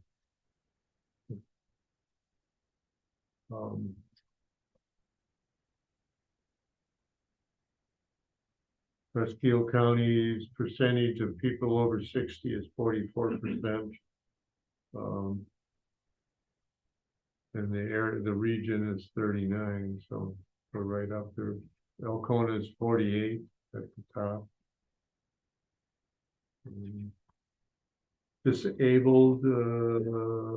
Disabled and 65 plus is 37% of the population, almost 5,000 people in Presque County. Oh, the PACE program got a bid for their to redo their building for their space, which is in the Peebles store, and it came in over budget. And I said, I asked him how much, and he said substantially, and the executive director said it was 6 figures. Oh, So I guess we shouldn't be surprised.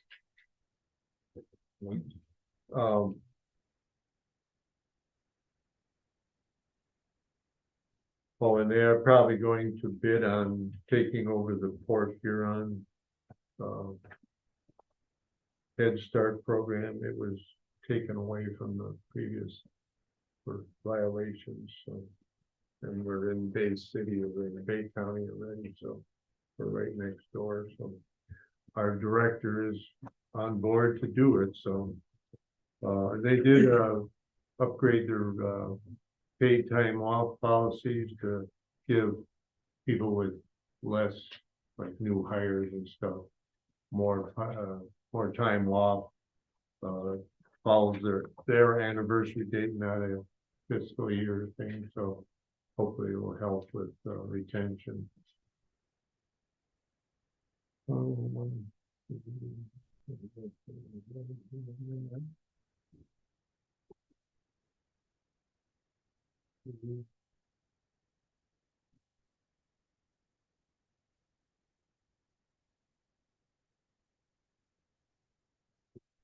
The water program, the water bills paid was almost $25,000. Plumbing repairs was almost 8,000.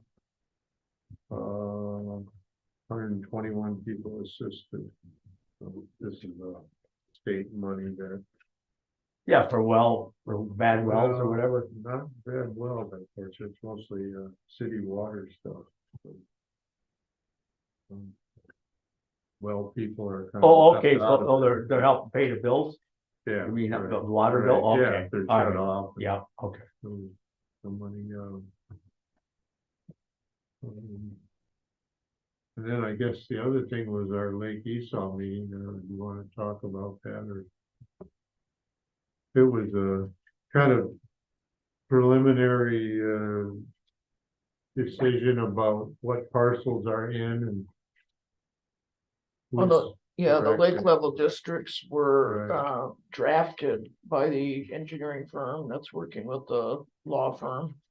And it was shown to township officials and assessors.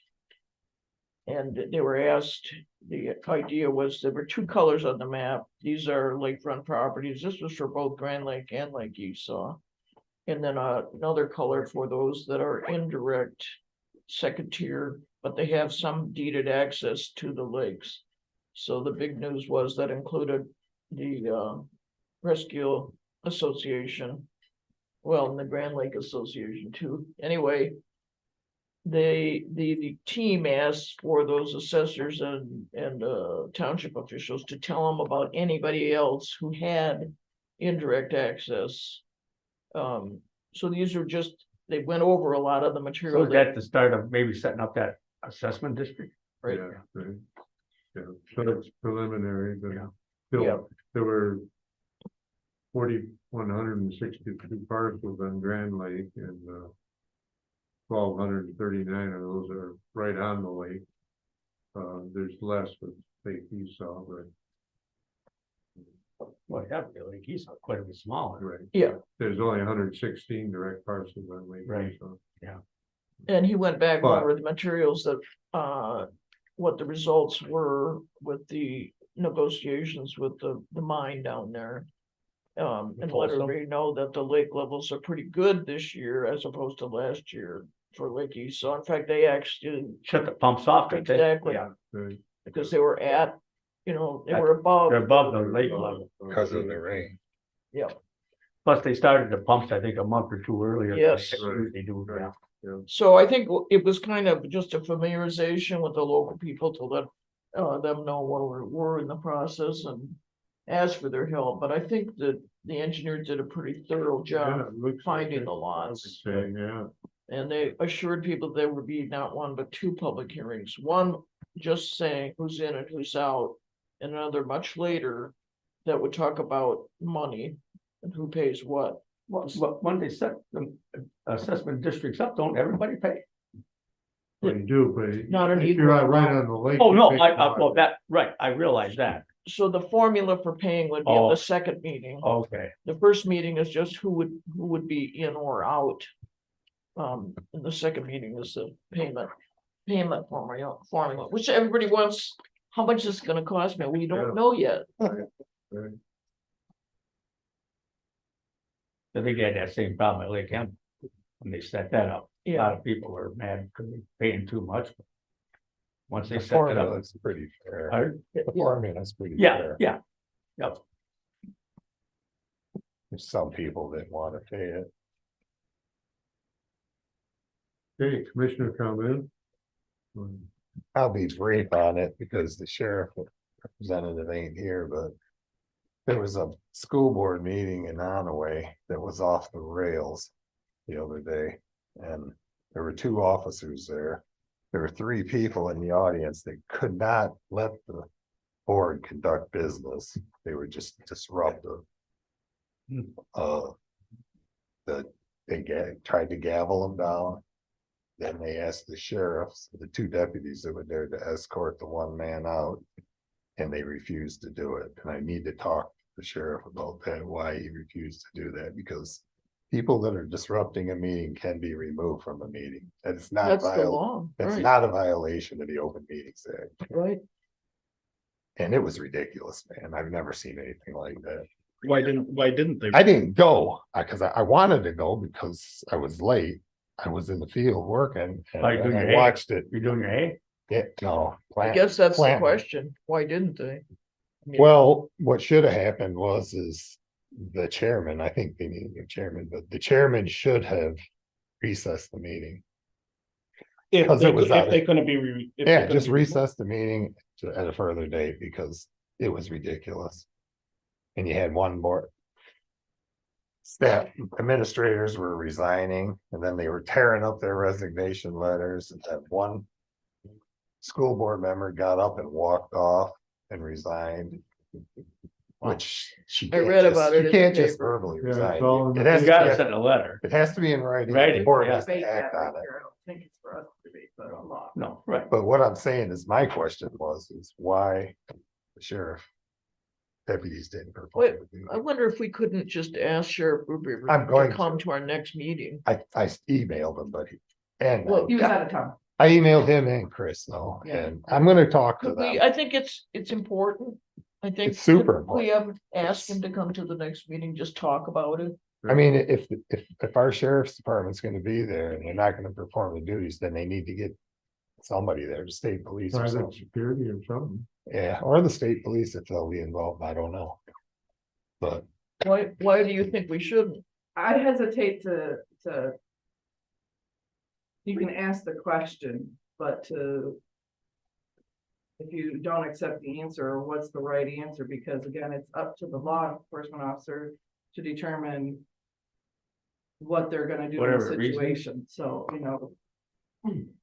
when the chairman asks, any chairman, and somebody's not off the rails I crazy, don't, and care you to ask the debate the officer there, reason why. to please I just escort that hesitate man to- out, he needs to do it. it's all right to ask the question, of course, but I'm gonna find I out. just want to make clear, it's not like making them say you have to do it. I'm not saying that. I So want that's an all. explanation why they Not did, Another elected official. all that. That's good.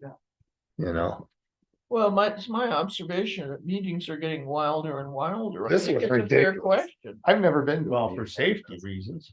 Yes. Or if there's a procedure that the meeting should be recessed. That's what we'd Well, that like would to have shut it know. down. I mean, obviously there's business, you can't adjourn, but they could have recessed and just left. And come back in another day. Cause the people were. Well, what would happen if that happened here? Well, Don't know. there's tons of videos out there of boards getting just overwhelmed by people that won't let it happen. And most of the time they adjourn or recess, let it calm down. But there's That's plenty what of should videos be of done. police officers going in there. and- I'd appreciate hearing the sheriff talk Yeah, about I it. would I'm too. not gonna try to run his business. Right, I mean, I agree. I didn't want, I just wanted to bring it up to the board, so they know what's going on. I wanna talk to the sheriff myself and just ask him a few questions too, so. But, yeah, I was pretty disgusted when I seen that, Well, 'cause if you do talk to them, would you ask them to come to our next meeting? I will. Okay, thanks. Wayne? Mike? Nope.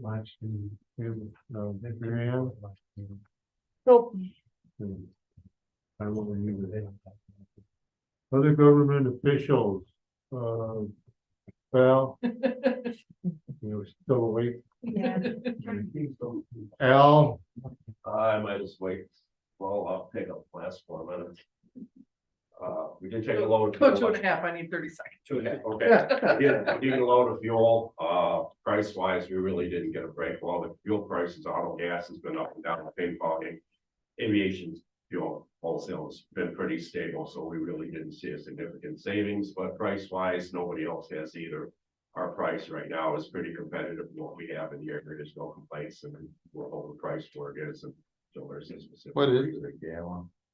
What are we charging? 685. I mean, what is the cost to buy it? 5, well, you put in what, 800 gallons? I had ordered 700, but, because of the sales that we had, we consumed a little bit more, and the truck did have some, from Hessel who had over ordered, you couldn't take it on, so, I'll tell you in a minute.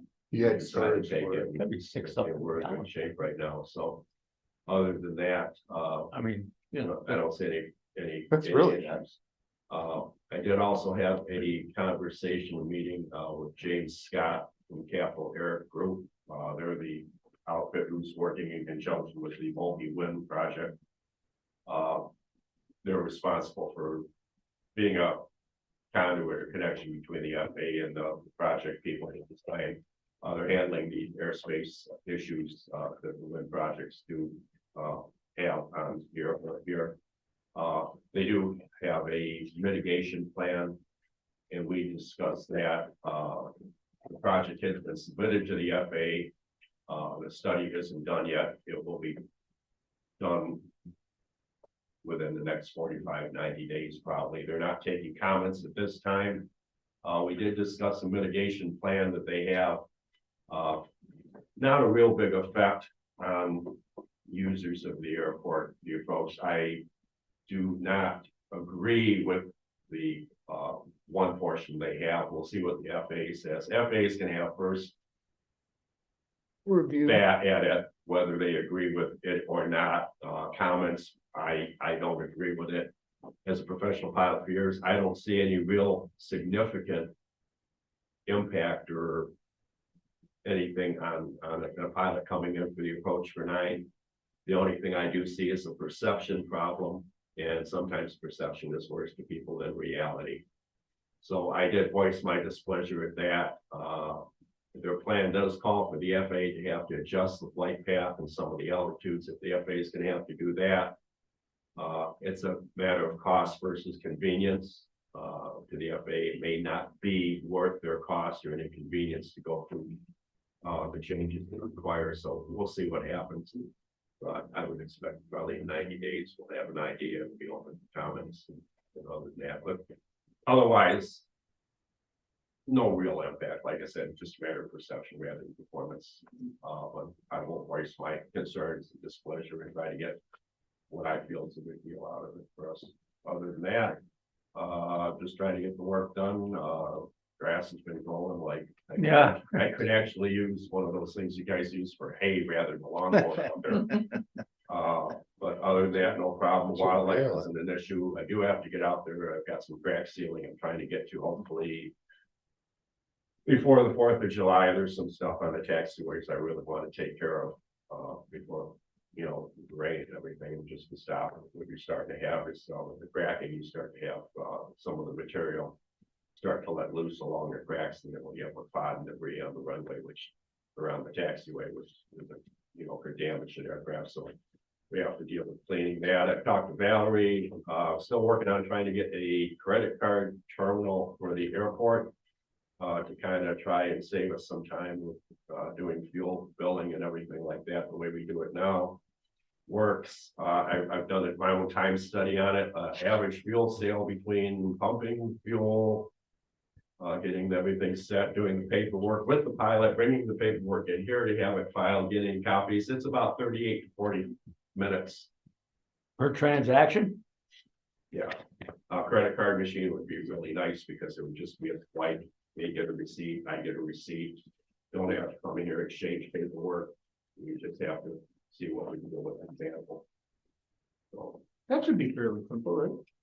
it sounds simple, but I equipment wise just never and thought. everything else, it's not as easy. Everybody says, can you just get one of those square things?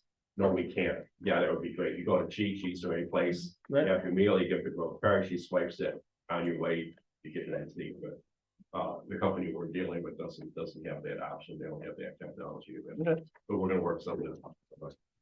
Good, thank you. 5:37 again, I forget. Anne Marie, Few things for myself. I'll be quick about it too. Well, I don't know if you heard, but I do have one person leaving in my office. Rose is leaving to go work in a different industry, or similar industry, but different. Different place, different job at home. So I have posted that already. I gotta wait the timeline to see if anybody from internally or inside. Even applies first before I'll now I'll put it out to the paper. The budget obviously is done finally, hopefully. Hopefully there's not an extra zero like we found Tuesday. Got that all, and then also the elections, so I got several timelines going on, elections are buttoning up. As far as getting ready for it, I've got the ballot proofs have gone out to everybody in the mail, so there's a quick turnaround on those, so I've gotta get them ordered and working on all that. Get programming. Move ballots have to be available by the 22nd, which can be printed offline or emailed to those overseas, and then the absentees 40 days before the election. So they got another week after that before they have to be available. But it is going to be a busy next 6 weeks because I also got trainings to do for them in July for elections, and then wait up starts the 90-day voting on time. I hate to do this to you, but I got one thing I didn't bring up on my road commission report. He had a visit there from Presque Electric and Gas, Scott Ash. He was approached, or Presque was approached by the guy that owns the Sandbank Trading Post out there. Sam Bay. Sandbank, Yeah. right by the boat Yep. launch there, Okay. to put in a charging station. Oh, And they went ahead and put it in, but it was on road commission property. So they needed to get some kind of permission from the road commission board, which is fine, but we asked questions. Come to find out that Presque's putting these charging stations all over. And there's no credit card there for people to pay to charge.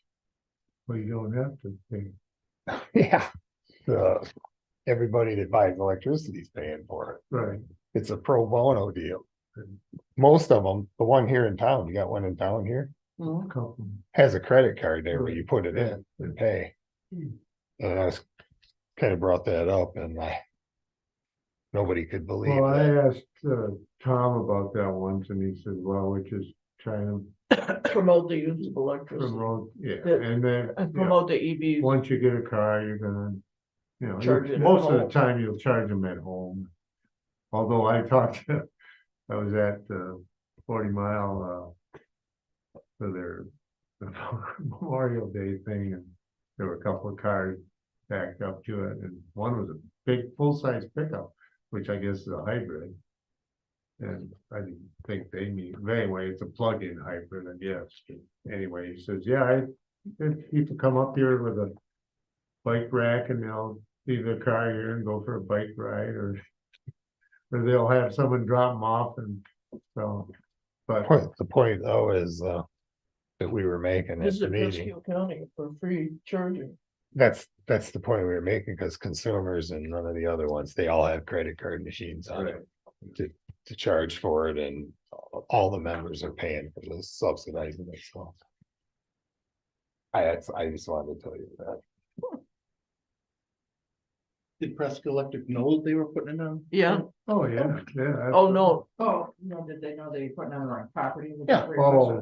No, I asked that question. I Well, said, did you their investigate? parking lot is on road commission property, and there was an agreement, they were supposed to improve a trail to the park from there and stuff. And Well, it's right on the edge of the parking lot, but the part that they put it on is road commission's property. Well, And there's a lot of apps out there that have property lines on. Well, It's questionable. I questioned him on that. He kind of got all upset about it. I said, look, you're putting in something. You should know where the line is, you know? So they got through it though. I was more concerned about paying for anybody's charge. Correspondence. So the letter that you're referring to from Mr. Vermelia was actually put in part of correspondence and noted in the record, and it will be. Everybody got a copy prior. And then we have the cost allocation plan, which came out from MGT. It's a fun read if you're really ever interested into it. I do have a copy in the board packet and an additional copy in my office. We did get a letter from Emmett County regarding the materials management. It just came, well, it's dated the 3rd, but I just got it this week. Again, same sentiments. Thank you for the information, whatnot, but they have, determined they'll be developing their own plan. Have it. Emmett, yeah.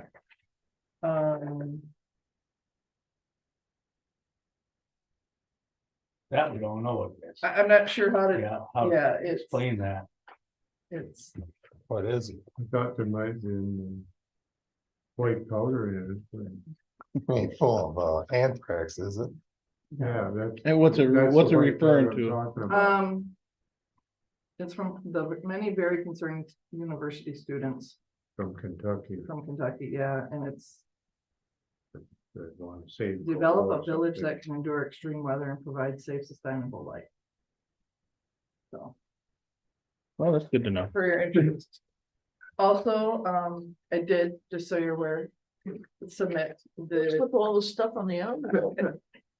That's why I thought there was. I don't comment on it, I'm just relaying what it is. Where's that, University of Kentucky? No, I don't know where it was from Actually, actually. high school. But anyways, the other thing is I did submit the application to Eagle. Thanks to Mary Ann doing all the, most of the legwork and getting it for me. I just went online and did it, took, Well, the board endorsed that, so Right, that was very helpful. Thanks for so the that's been work for submitted. both of you.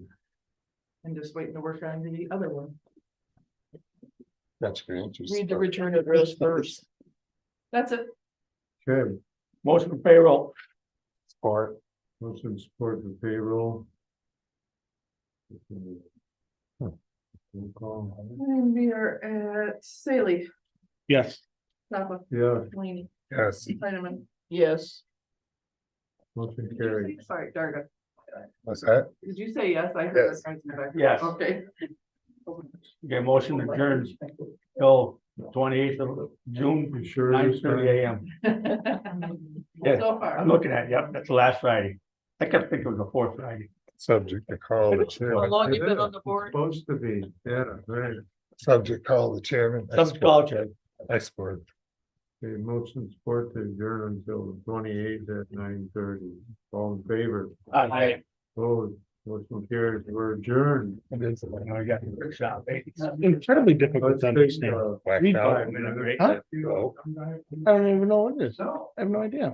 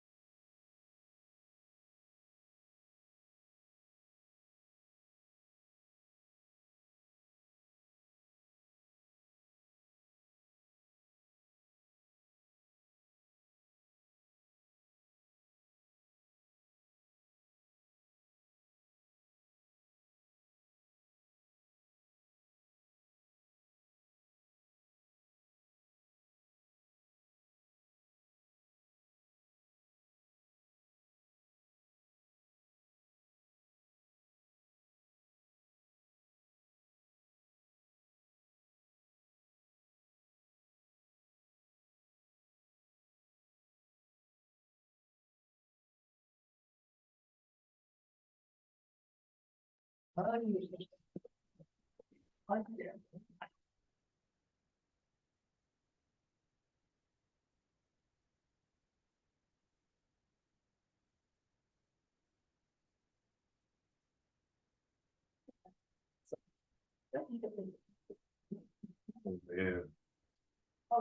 Oh, okay.